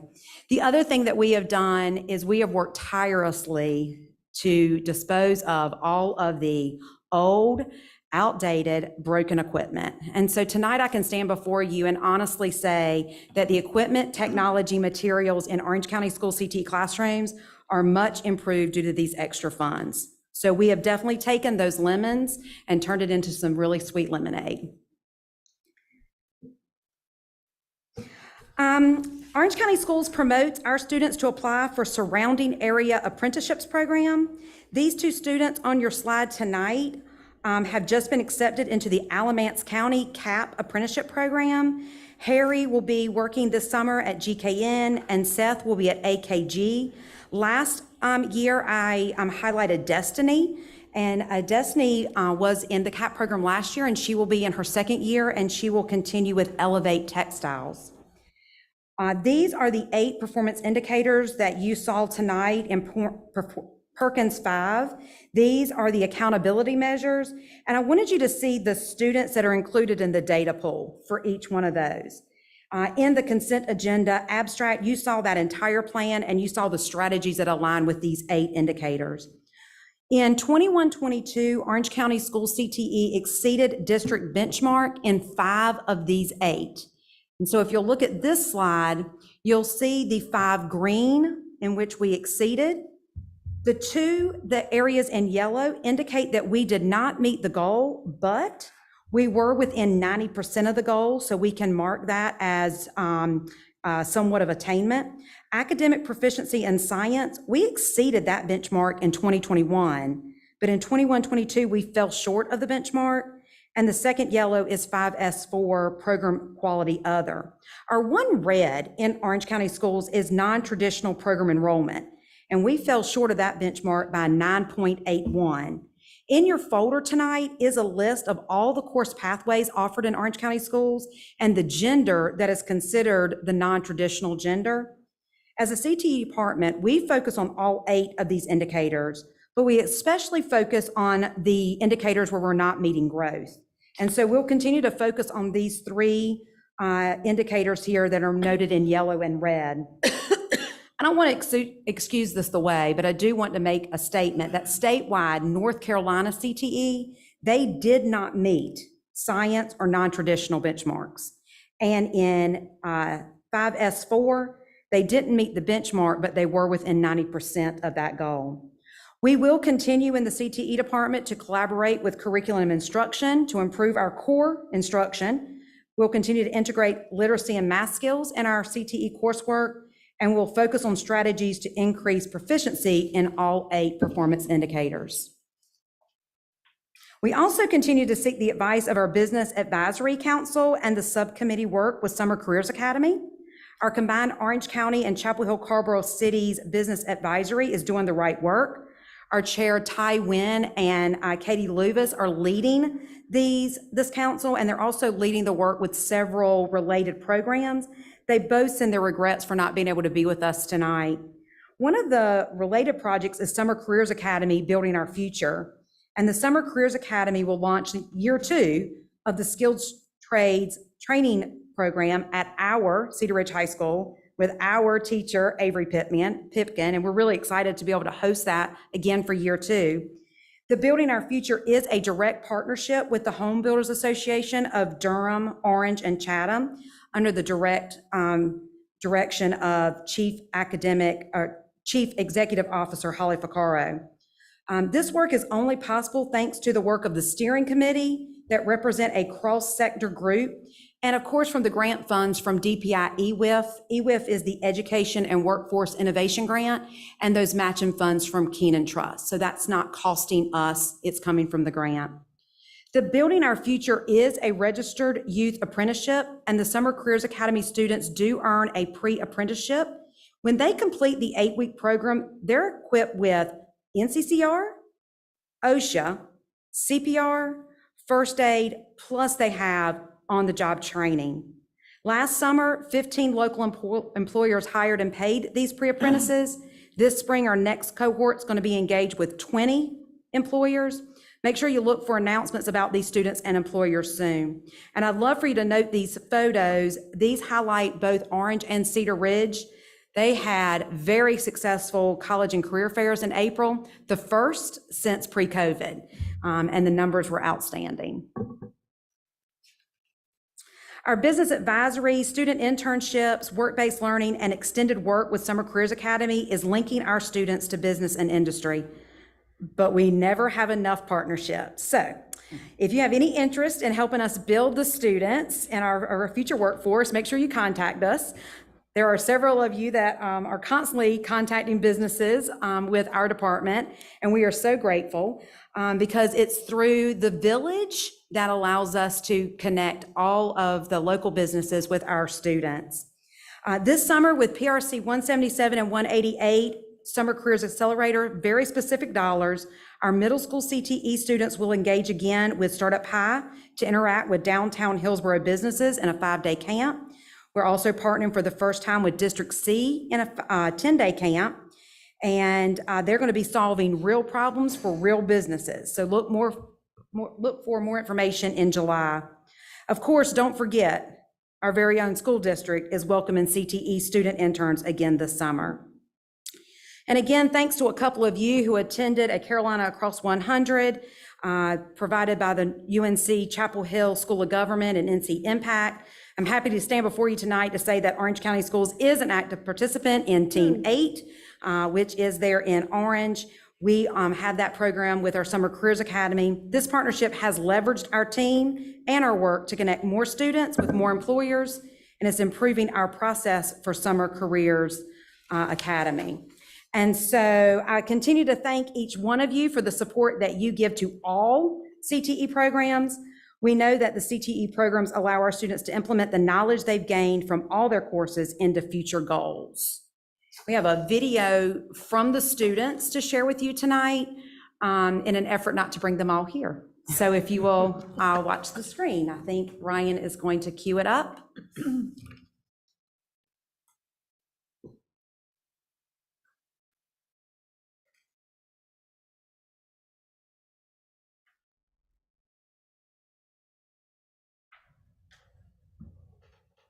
Hi, my name is Sophia Parsons, and the reason why I love taking CTE classes here at Orange High School is that they teach us many valuable skills. One of my favorite CTE classes has definitely been food, because it's given me the opportunity to do an internship at... Can I try again? I think the sound's not quite.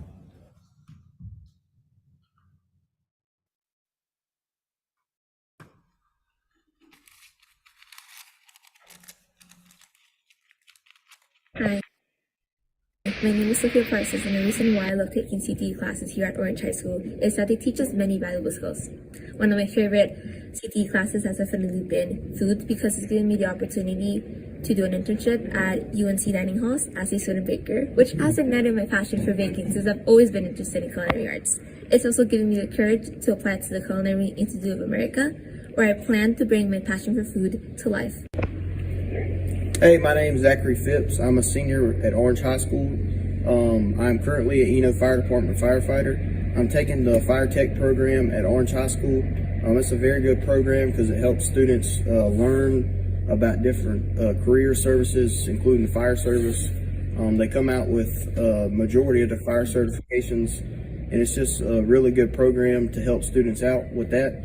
I took this program because my end goal is to become a professional firefighter as a career. Hello, my name is Itzel Lezo, and I am here as senior at Orange High School, and I took the CT courses Animal Science 1 and 2. Although Animal Science 1 was during COVID, I did learn a lot from there, and during Animal Science 2, I got my certification for the youth for the quality care of animals, which helped me apply for my internship at the Piedmont Veterinary Clinic. My name is Dylan Matthews. I chose CTE for the hands-on knowledgeable experiences. I chose woodworking and ag mechanics because I can take something from my brain and put it to real life. Hi, my name is Natalie. I'm a student here at Orange High School. I've taken Foods 1 and 2, and I've also taken Microsoft and PowerPoint. Those CTE classes were honestly amazing. I I'm certified in foods, and I've also gotten certified twice in PowerPoint and Word, which is super helpful. I added to like my resume. My name is Freddie Garcia, and I'm a senior at Cedar Ridge High. And I've taken CTE courses. I've taken public safety, foods, woodworking, and ag mechanics. And I've also done an internship at the Orange County Transportation Department, and it's helping me get some hands-on experience and also what I want to do as a career in the future. My name is Trinity Croker. This is my 3rd year in construction. I learned so many stuff about houses, like how to build the porch, how to do doorknobs and door handles and put doors on. I learned how to like lay the J channel on top. I am the only female in this class, but they don't make me feel like excluded or anything. We can do it just as easy as the men can do it. I would like to see more females in this class in the future. All right, a lot we've learned on construction and the job is teamwork. The OSHA certified, that's a lot of help. It looks good on a resume. NCCR, it looks good on it too, but you learn a lot of life skills and a lot of things that can help you in several job departments. Hi, I'm Tiana Hicks. I took Foods and Nutrition 1 and 2, and with the certification, it helped me get a raise at my job. Mario Vera, and I'm a 12th grader here at Cedar Ridge. I feel like CTE has helped me out a lot, especially with the health science and the etymology table. So it's helped me out a lot with knowing the body and overall just being able to apply that to real life situations. Hello, my name is Jocelyn Vasquez. I was a senior last year at Cedar Ridge High School. I was an intern at Grady E. Brown, and as an intern at the end of my school year, I got a job offer, and I was able to take on as a teacher assistant. Hi, my name is Quinn Finnegan. I'm the 23-24 president-elect for my Cedar Ridge DECA chapter. DECA is an association of business and marketing students. This year, for our DECA chapter, we competed in 2 events, district and states. At states, all of our members received 100% proficiency in their events. I joined DECA so I could become a better leader, become a better public speaker, and grow my networking skills with students all across the state. Woo! I mean, who else can say it better? I hope that you enjoyed the students' comments as much as I have, and I've watched those a million times, and I could continue to watch them. And so I just ask you to please continue to follow us on social media, because guess what? Great things are happening in this district every single day. It's happening in our region, in our state, and even nationally. And so I just ask you to follow us on all of our channels. And I included for you a printout of the report to the people. So if you are not looking at that on your board update, or you're not seeing it in real time, you've got a printout tonight. Thank you for letting me share the highlights of Orange County Schools CTE, and I will entertain any questions or comments from you at this time. Yeah, first, thank you so much. You know, I've always thought CTE was our best kept secret, and I think you're changing that and letting people know that we've got it, and it really is something to be, so makes me as a board member so proud. So thank you so much for that. And actually, well, do you keep track of participation rates? And I was just curious and we have a great woman builder, I love that. But I was wondering if our CTE participation looks anything like our school population. And I'm curious in particular, are there any kids that are not getting access to it? Yeah, we do have enrollment reports. But yes, that is something that we need to put even more effort in. And that's one of those performance indicators with non-traditional that's looking at making sure non-traditional genders are in program areas. It's not so specific in our data of looking at ethnicity groups, but that is something that we can pull. Great, that'd be great. And what about economically disadvantaged? Yes, that is one of the performance, or one of the enrollment reports we can pull. We can pull pretty much every single subcategory that you can possibly imagine. We can pull that in our enrollment reports. And if you look carefully at the local plan, you will see that in our performance indicator 1, that part, you'll see that in our concentrators and in our participants to show those numbers. Great. Thank you so much. You're welcome. Sarah? I feel like I've asked this question before and maybe just don't remember the answer, but are you also able to look at post-enrollment plans for your concentrators? Yeah, so that is, and that's one of the performance indicators. We call, email, text, find them on social media, all CTE concentrators 1 year post-graduation. And that's one of the that's one of the requirements that we have.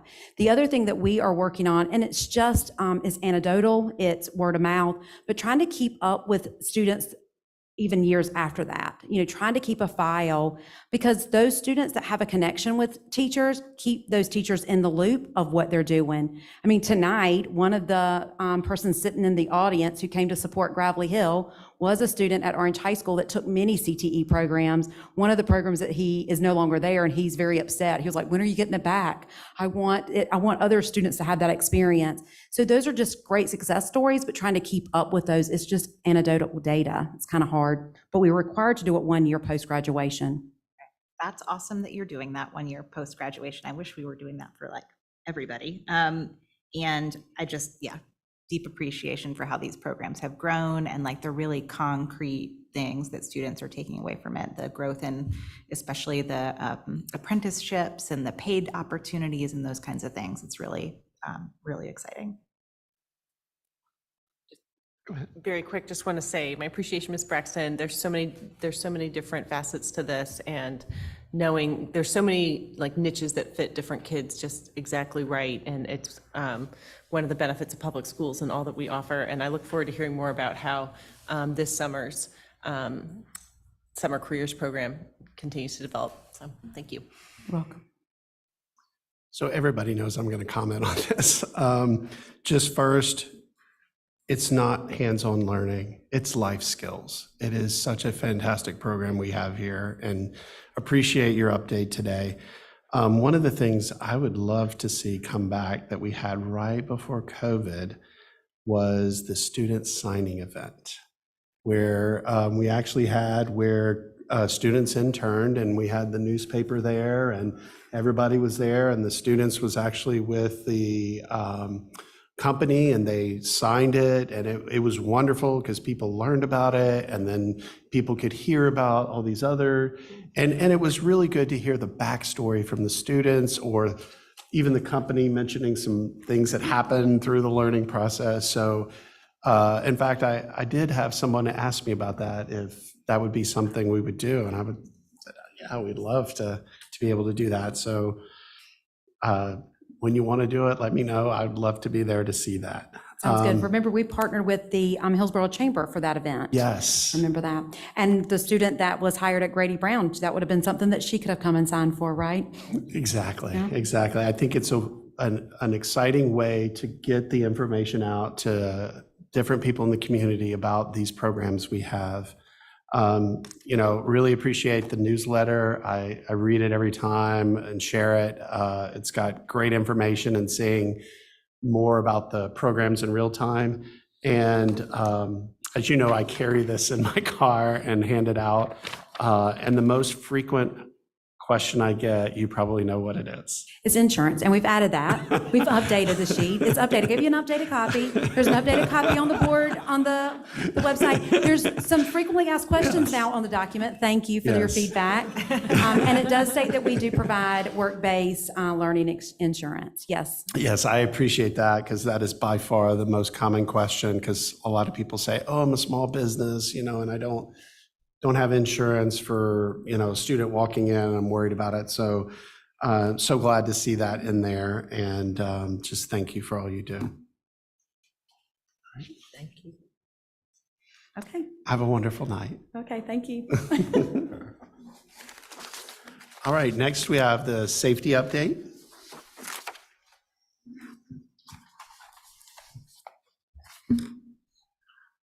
I think they'll get my slides going here. So good evening. It's always hard to follow Ms. Braxton. Wow. When we think about school safety, certainly it's our first and foremost priority to make sure our schools are safe for all of our students and staff. And when we talk about safety, it's not only physical safety, but psychological, emotional as well. We know students and staff perform their best. They work at their best levels and give us the best that they have when they feel like they're safe within the environment. This item this evening is for information only, but we did want to recognize that the board has previously approved some positions to assist with our safety plans at the high school level.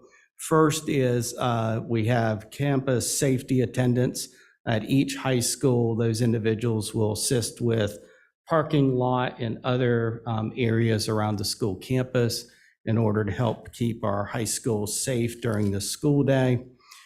We did have a request that you approved for 2 additional attendance clerks, 1 at each high school, in order to help monitor and assist with students that have modified schedules, students that are coming in late, students that need to leave early for a variety of reasons. We have students that are duly enrolled in the community college. We have students with modified schedules, students that have permission to leave campus. And so those individuals will help with the signing in and signing out of students coming and going during the school day. And then one additional request that was funded is a crossing guard for Cedar Ridge High School / Grady A. Brown to be shared. And I just wanted to provide a couple comments to that.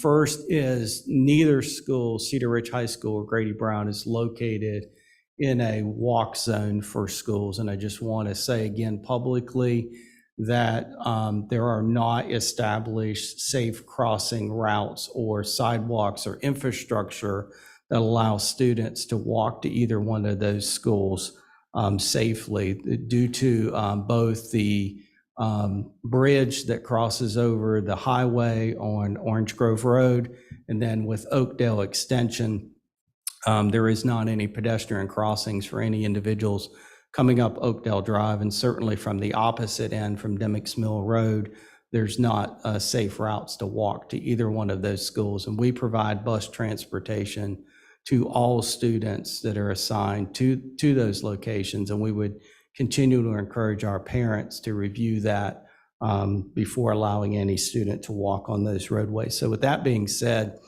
having the crossing guard and approval for a crossing guard would come in the form of a couple different things. One, we need to work with the traffic engineer for both the county and the city, and also with law enforcement as to where the best location for any crossing guard would be and whether that person should be a sworn law enforcement officer. Most of the time, what we deal with are traffic accidents with cars making illegal turns or parking in illegal areas, waiting with the carpool lines. Traffic will meander around other cars in an unsafe manner, and so we want to be very careful about where we would add or want to add someone without causing additional issues on the road. And then information was sent to the board previously with a DOT study that was conducted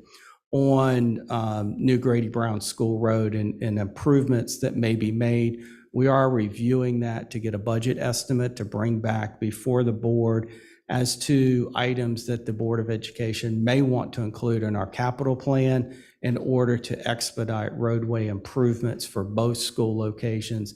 And it may be that the crossing guard gets located at that point in time when roadway infrastructure is improved. And so we do know there needs to be additional discussion both with the town and the county as to what we can do to safely in the future have established walk zones for the schools with the proper infrastructure. And so I just wanted to mention that, yes, you've approved a crossing guard, but you may not see someone out there immediately because there is quite a bit of legwork and background work that has to be done in order to ensure that whoever's performing that duty does so with the proper authority and with the proper training and certifications.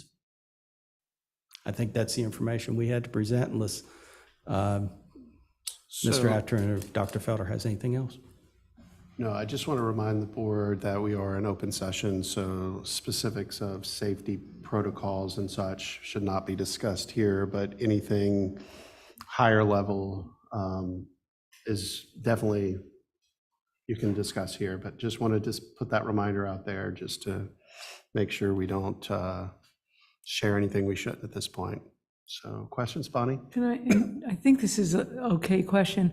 On the crossing guard at Cedar Ridge, where exactly would they be helping people cross the street? I don't know. I think that's part of the Yeah, so question that- that needs to be answered is exactly where and what's the best location for someone based on the traffic patterns and where folks may be walking from.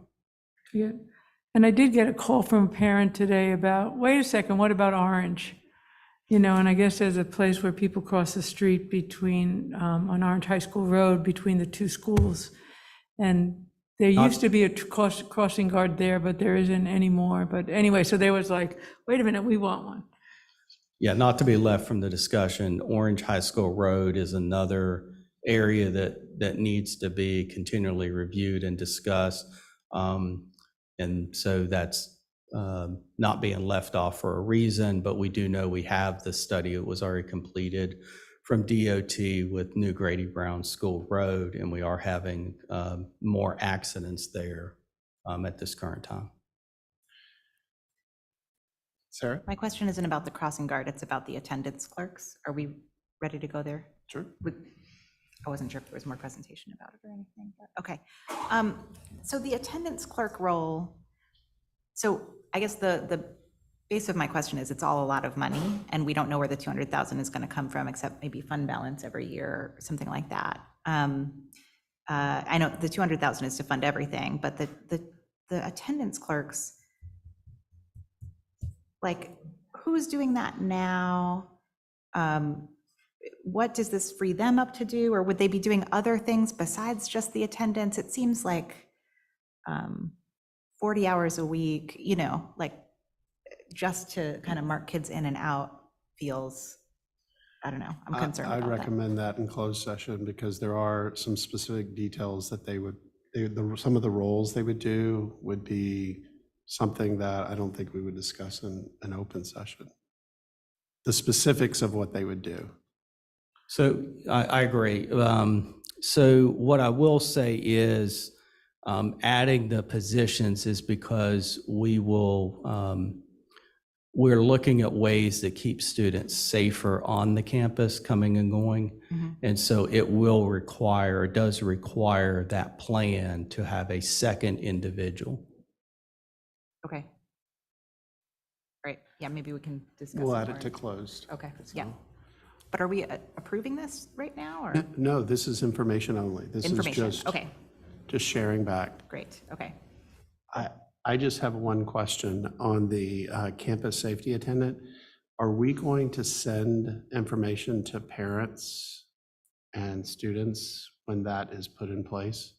Yes, we will have some information because we also need to include in that several reminders, such as on our high school campuses, you must have a pass in order to park. I think there was some discussion around, students leaving for lunch, which we don't allow, and others who may be coming onto campus to deliver items for lunch. And so there are some practices that we continually watch for and remind folks of what's allowed and not allowed that should be part of that notification. Thank you. You're welcome. Any other questions from anybody? All right, thank you. Thank you.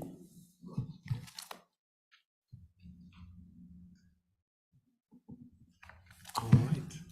Good evening, board. Thank you so much for putting this on your agenda this afternoon. Well, nighttime, I guess you would say. So it's a board policy 3226, internet safety. It's for our compliance with SIPA, mostly around our federal monies, our federal discounts that we get through E-rate. And do you have any questions?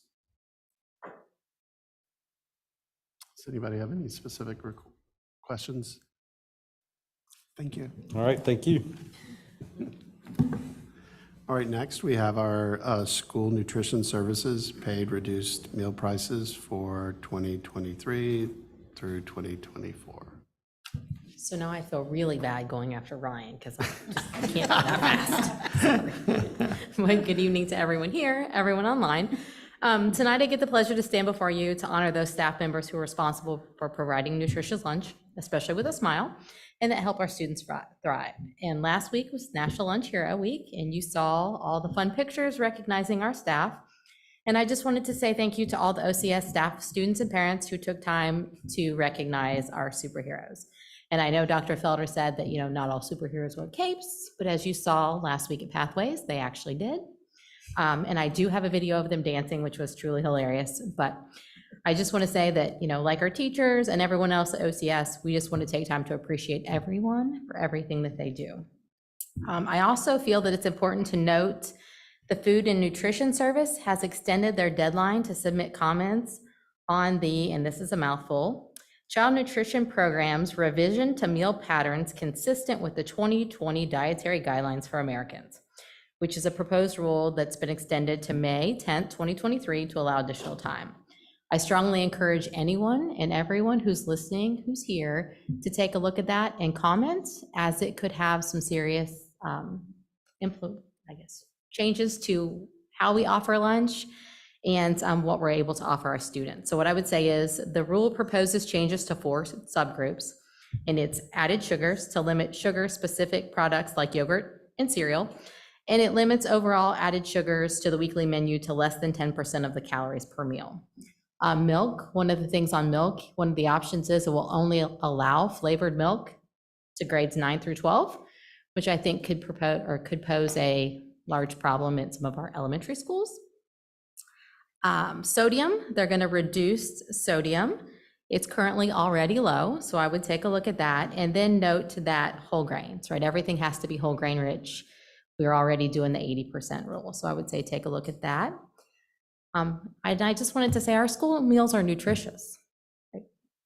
They are. Studies show that. Studies show that students that participate in school meal programs consume more whole grains, milk, fruits, and vegetables during meal times and have a better overall diet quality than those who don't. So I'm just begging everyone to take a look at it and say, let our professionals in the kitchen do what they do best, right? We want to serve nutritious food that feeds the bellies, hearts, and minds of our students. So being presented tonight for information is a recommendation to increase prices for breakfast and lunch meal prices for the upcoming school year of 35 cents for breakfast and 30 cents for lunch for paid meals. And I just wanted to give some background information regarding budgetary matters, revenue streams, and cost obligations. As a self-supporting enterprise system within Orange County Schools, we're responsible to generate all of our revenue, right? We receive revenue that's basically comprised of federal reimbursements that are provided to us based on the number of meals we serve and the category that those meals fall in, being paid, reduced, free. We also heavily rely upon payments of the reduced price meals and full paid meals, a la carte sales, which means those meals that aren't reimbursed, and our catering revenues to supplement our government funding and offset costs to achieve a budget-free or a budget-even breakpoint at the end of the year. And that's important because last year the USDA covered all of our meals at a free reimbursable rate, but this year they're not, so we have to go back to pre-pandemic operation.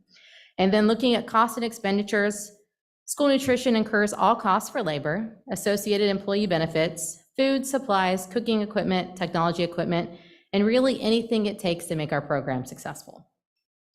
Plus, we have an 8% indirect cost fee that we pay to our school system at the end of the year, which is essentially, right, a thank you for supporting us in ways with departments that bring great value to our program. The district provides support to us in finance and payroll, in maintenance, and the operations team, who honestly keep a lot of our aging equipment running, right? They save us a lot. IT and human capital. And the purpose of the indirect costs is to help support the operational costs of these necessary programs and systems. So I just wanted to say that the school food authorities participating in the National School Lunch Program are required to ensure that sufficient funds are provided to the nonprofit school service account for meals served to students not eligible for free or reduced price meals. And there are 2 ways that we could do this. It's either through the prices charged or through other non-federal sources that provide nonprofit school service money into our account. So looking at the USDA lunch reimbursement rates for 2023, school year, it's $4.35 for free lunches and 79 cents for paid lunches. So the difference in that is $3.56 per paid lunch meal. Orange County Schools is currently charging a lunch price that ranges from anywhere between 61 cents and $1.11 below that average price for requirement. So when an SFA has a meal rate below the rate requirement and they have a negative operating balance as of January 31st, action has to be taken to remain in compliance with that federal regulation. So Orange County Schools is recommending that the meal prices be increased to take an active step to close that gap. The last request for a meal increase price was approved in 2018-19. So the recommendation tonight is that you consider increasing the paid meal prices by 30 cents for lunch to $2.75 for elementary and $3.25 for middle and high, and increase paid breakfast to $1.75 for all students. This meal price increase would affect the students who pay full price and who do not qualify for free or reduced price meals. This action would satisfy the requirement for the school year 23-24, but note that all elementary students will still continue to receive their free universal breakfast. So at this time, I ask you to look over this for consideration, and I would be happy to answer any questions that you may have. Sarah? Well, I just want to thank you for putting in the comparison to other school districts, because that is, I love comparison to other school districts. So I can see that the prices you're proposing would put us in line with these other school districts. And we haven't had a price increase in a number of years, so I understand we need to do it. The one thing I would like us to look at and consider in some way is expanding the universal breakfast to middle school. Kids in middle school still, kids of all ages still need a good breakfast, but it seems like it would cost like $65,000, about half the price of what it is in elementary school. We have 2 middle schools that look like they're going to qualify for Title I. Obviously, many of those students would receive the free version, but through other means, through qualifying. But I would like to see us consider expanding that program. I think universal free breakfast is a good goal. And I know NCDPI hasn't released yet prices that they expect to increase. Last year, they did a whole survey that said, what are your prices going to be? I expect other schools to increase prices this year too. A lot of schools did the same thing that we did going in to say, we're supposed to increase last year, but because it's going from free to paid, we need to give families a year to get used to that cost, but I expect other school districts to increase. So these prices you expect actually to go up? Those that are noted from comparison, surrounding districts, most of them upped theirs last year, but I would expect to see some that haven't around us to be able to do that too. And I would say that, personally, looking at the numbers of what we were serving as far as breakfast during COVID, when everything was free, we've seen those numbers go down. So I think in order to hit more of our students, I could support the free, and hopefully North Carolina will do that. The free meals for all NC is looking to gain some traction. Yeah, I would challenge us to do it even at high school. I think we should look at high school because the need doesn't go away. A lot of people look at this and they say, oh, well, we're at 49%, but high school students are just not eating, and just think a hangry teenage student in high school. And I think we should talk about that. At least we know that every student in our district is starting with the meal. And I would be very supportive of that. Anyway, I just wanted to add that into other questions. Bonnie? What I can tell from, thank you for this, and thank you for waiting till 9:30 to speak, so you get extra points for that. How does this look in terms of the fund balance for the child nutrition services? Are we covering our costs? So that's one question. The other thing, I've heard about lines, particularly at Cedar Ridge High School, and I wondered if we need more staff, if that's an issue. So we're currently addressing that with staff. That's one of the things that we're looking at, and I'm challenging staff for this upcoming year to say, what can we do, right? And how can we separate to get students through faster? And that's one of the things that we will question NCDPI when they come because we are going to have a technical assistance, right? We've signed up for them to come see us. So it's one of those questions that we can ask to say, how can we better support our students next year and still stay in line with what is compliant regarding meals and how kids have access, to ensure that all of the lines are all reimbursable at all times. So we will look at that. Do you want to step up for budget, or do you want me to handle that one? Sure, great question, Ms. Hauser.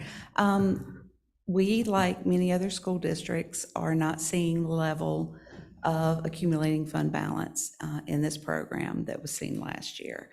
We do have a plan at the next budget committee to actually have further discussion in regards to child nutrition and how their fund balance is looking and how it's going to land for this year.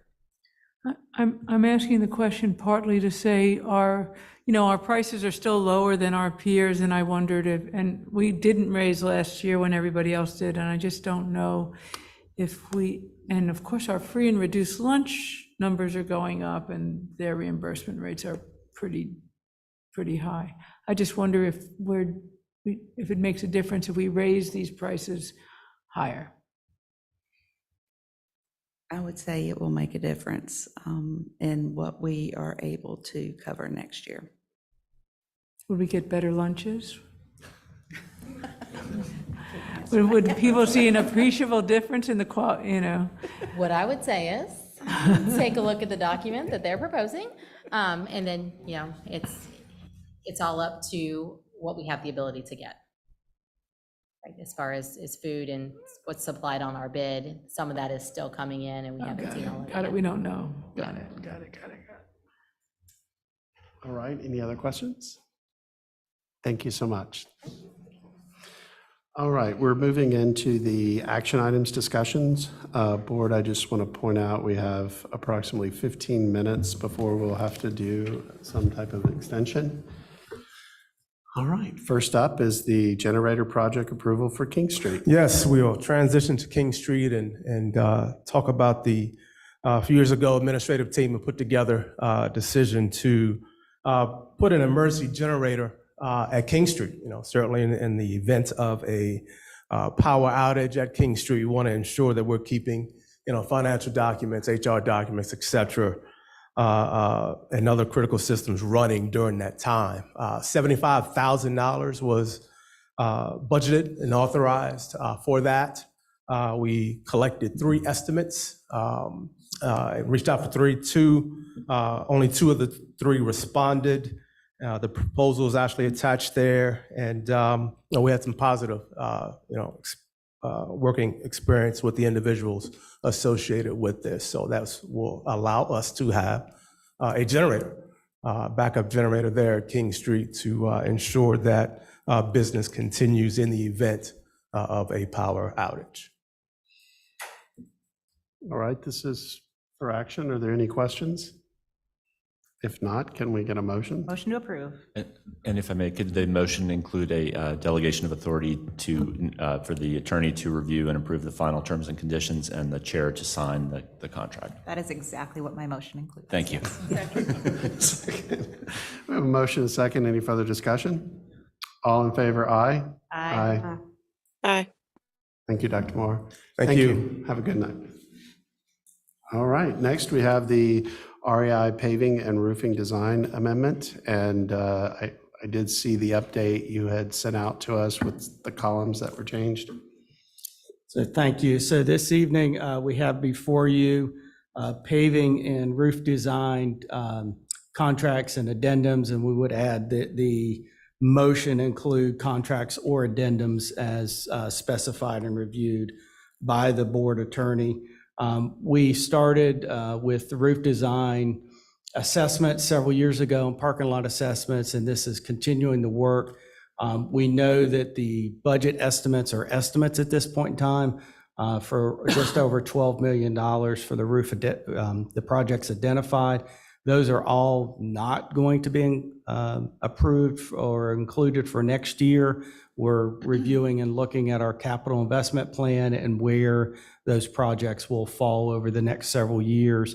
In each of those contracts, once the bids are completed, we'll come back to you for approval. So just want to ensure that what you're approving is the design work so that those can go out to bid when they're ready to be bid as far as our capital investment plan. Questions or comments about the paving or the roof projects? Sarah? So just clarity, the money does not exist in the capital improvement plan in future? Some of it does. I'm hesitant to say there's enough money to cover all these projects at this time because of the large-scale projects we're completing right now at Central and at Eflin Cheeks Global Elementary School, plus with renovations we've committed to with Corley Redfoot on the list of projects you completed in December. And so we're going back through to review, and then we know the county is adding additional capital dollars in the next fiscal year, well, 2 fiscal years out. Won't be fiscal year 24, but fiscal year 25. And so these projects would be included in that as well.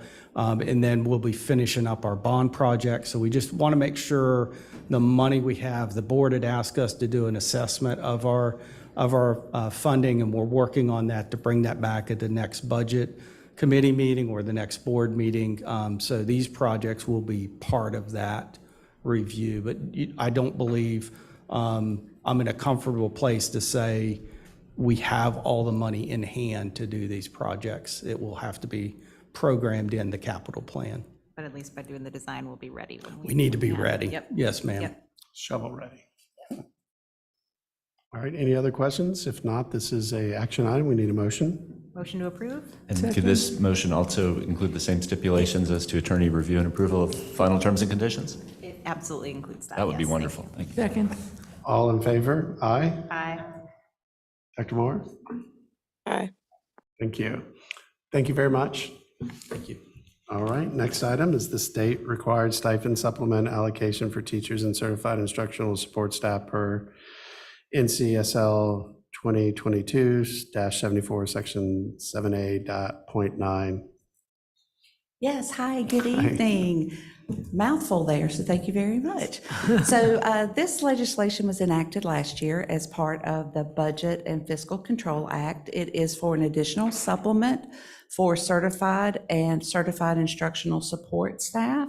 It is coming from a low wealth funding source, so that is driving some of the stipulations about some of the positions that are not eligible, and also legislation does state that it is for K-12. This year, Orange County Schools received a maximum award of $1,054 per individual staff member. In total, it was $636,000 that we received. We are able to determine how often we want to pay it. We're able to determine which staff that meet the eligibility that we want to provide it to.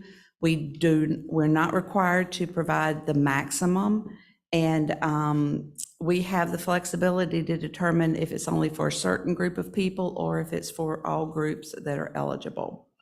To be eligible, you have to be certified as a teacher or an instructional support individual and paid on a state certified scale. You have to be working in a school and coded to that school, which means that you are stationed at that school every day, that you're not an individual who floats from school to school or a district level person. And again, as last year, pre-K teachers are not allowed to be funding from this allotment because it is from low wealth, and low wealth does not support pre-K teachers. So you saw the recommendation. The recommendation is that we provide the additional supplement for all of the staff that qualify. That would be $846 that would be paid one time in the May payroll. You have any questions? Questions from any board members on this? I just have a question. I thank you for answering all my questions about all the positions. I have a question about, do we want to add the pre-K to it? It was about $5,000, a little bit over $5,000, and then we could give this, that's what, If I recall, yes, and it's important to note that that would require local funds to be Right. utilized for that. Right, it's $5,000 in local funds, and this is one time. One time. Can you confirm the funds are available for that? I would need to do that, yes. Okay, so can we bring that back for the next meeting? Okay, I just, you know, I just want to there's a confirm the benefit of funds are doing there. it, all at once, but I hear you. Yeah, I'm fine to bring it back. Can we get, I would simply like to express my frustration that state legislators continue to pass legislation that cuts things in ridiculous ways so that the school district is not allowed to use our good judgment to decide who should get the funding. It's very frustrating. And I will motion to approve. a motion to approve? Do we have a second? Second. We have a motion and a second. Any further discussion? All in favor, aye? Aye. Aye. Thank you, Dr. Moore. Thank you, Ms. Rath. All right, last item of the agenda for tonight is the board meeting calendar.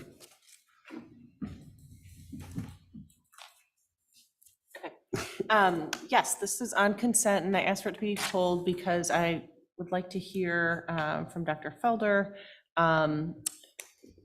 where we are with this. Last year at around this time, a little earlier than this time, we gotten feedback from Dr. Felder that the Monday board meetings were really exhausting for staff, and we looked at all different ways to change the night of the board meetings, and we had voted on Wednesdays last spring, and then that got moved back to Mondays last July. And so as we look ahead, I'm wondering if we can consider other nights. I'm even wondering if it always has to be on the same night of the week. I mean, is there any, is there a way to alternate, like certain ones are Mondays and certain ones are Wednesdays or Thursdays? I mean, I just would like us to consider some options other than being locked in on every other Monday here. Yeah, that's what I wanted to raise. And I did want to hear from you, Dr. Felder, because we had a lot of discussion about it last year and I haven't heard anything recently. Okay, well, thank you, Mrs. Doyle, for the opportunity. And so I think I speak for staff, both central services and school-based staff. We want to be of support of these meetings. We want to have more staff and students present from our schools. Mondays are hard. They just are, for all the reasons you can imagine. And so I would be in support, just as I was last year, on behalf of ours, both our school-based and central services staff, to not have board meetings on Mondays, if at all possible. So I'll just comment. It is hard for, for me to not, or to be on another day, especially when most school events are during the week. And there were several I would not have been able to make. And for me, that travels quite a bit, having to decide being remote or not. One of the changes we did make is we have a full year calendar now. We have all of the agenda items that are already booked out months and months in advance. And the only thing that happens if there is something within the district that pops up that week or week before gets added. But we have significantly changed the insight and knowledge of every meeting and agenda that comes before us. And I appreciate the superintendent and everybody working towards us having that visibility, so we're not having to have staff do something in 2 weeks. Definitely, we know it a significant amount in advance. Others? Ann? I would just like to say that if we went to a Tuesday or a Thursday, we wouldn't have basketball players and basketball coaches here tonight, because during those seasons and other seasons of sports, except for Friday night, kids are playing sports at the high school and the middle school level. And a lot of the programs that the band programs, the drama programs, those are done Thursday, Friday, Saturday nights. And I think it would be hard to be at those if we had a board meeting. Sarah? Yeah, just to respond to that piece, which Tuesdays and Thursdays was a thing we did discuss last spring, is those nights in particular, and Fridays would be really difficult, which is how we had landed on the Wednesdays originally, because the Tuesdays and Thursdays, there are so many events. Yeah. Bonnie? Yeah, I actually like kind of getting the board business done at the beginning of the week, so the rest of the week is free to take care of, everything else. So and I'm hoping that we're making progress on simplifying the demands on staff, because the idea of staff working all weekend, every weekend on board stuff, just, that's not okay either. We have to, I think we're making progress to make it easier. I mean, that would be up to you to say. But, and even what we've done with the committees now, I think the committee structure should be a lesser burden on the staff. All right, this is an action item. We have 2 minutes left. Do we have a motion to approve? The calendar as motion to approve. We have a motion. Do we have a second? Back up just a second. What are we, Approving the the calendar calendar as that we presented. have? Okay, I just wanted to make sure. Yeah, I'll second it. Okay, we have a motion, and a second. All in favor, aye? Aye. Opposed? Okay. Dr. Moore? Aye. Okay. That's 5-2, motion carries. 43. Oh, did she say nay? Okay, thank you. All right. With no further action before the board, can we get a motion to adjourn? Motion to adjourn? Second. We have a motion and a second. Any discussion? All in favor, aye? Aye. Aye. Dr. Moore? Aye.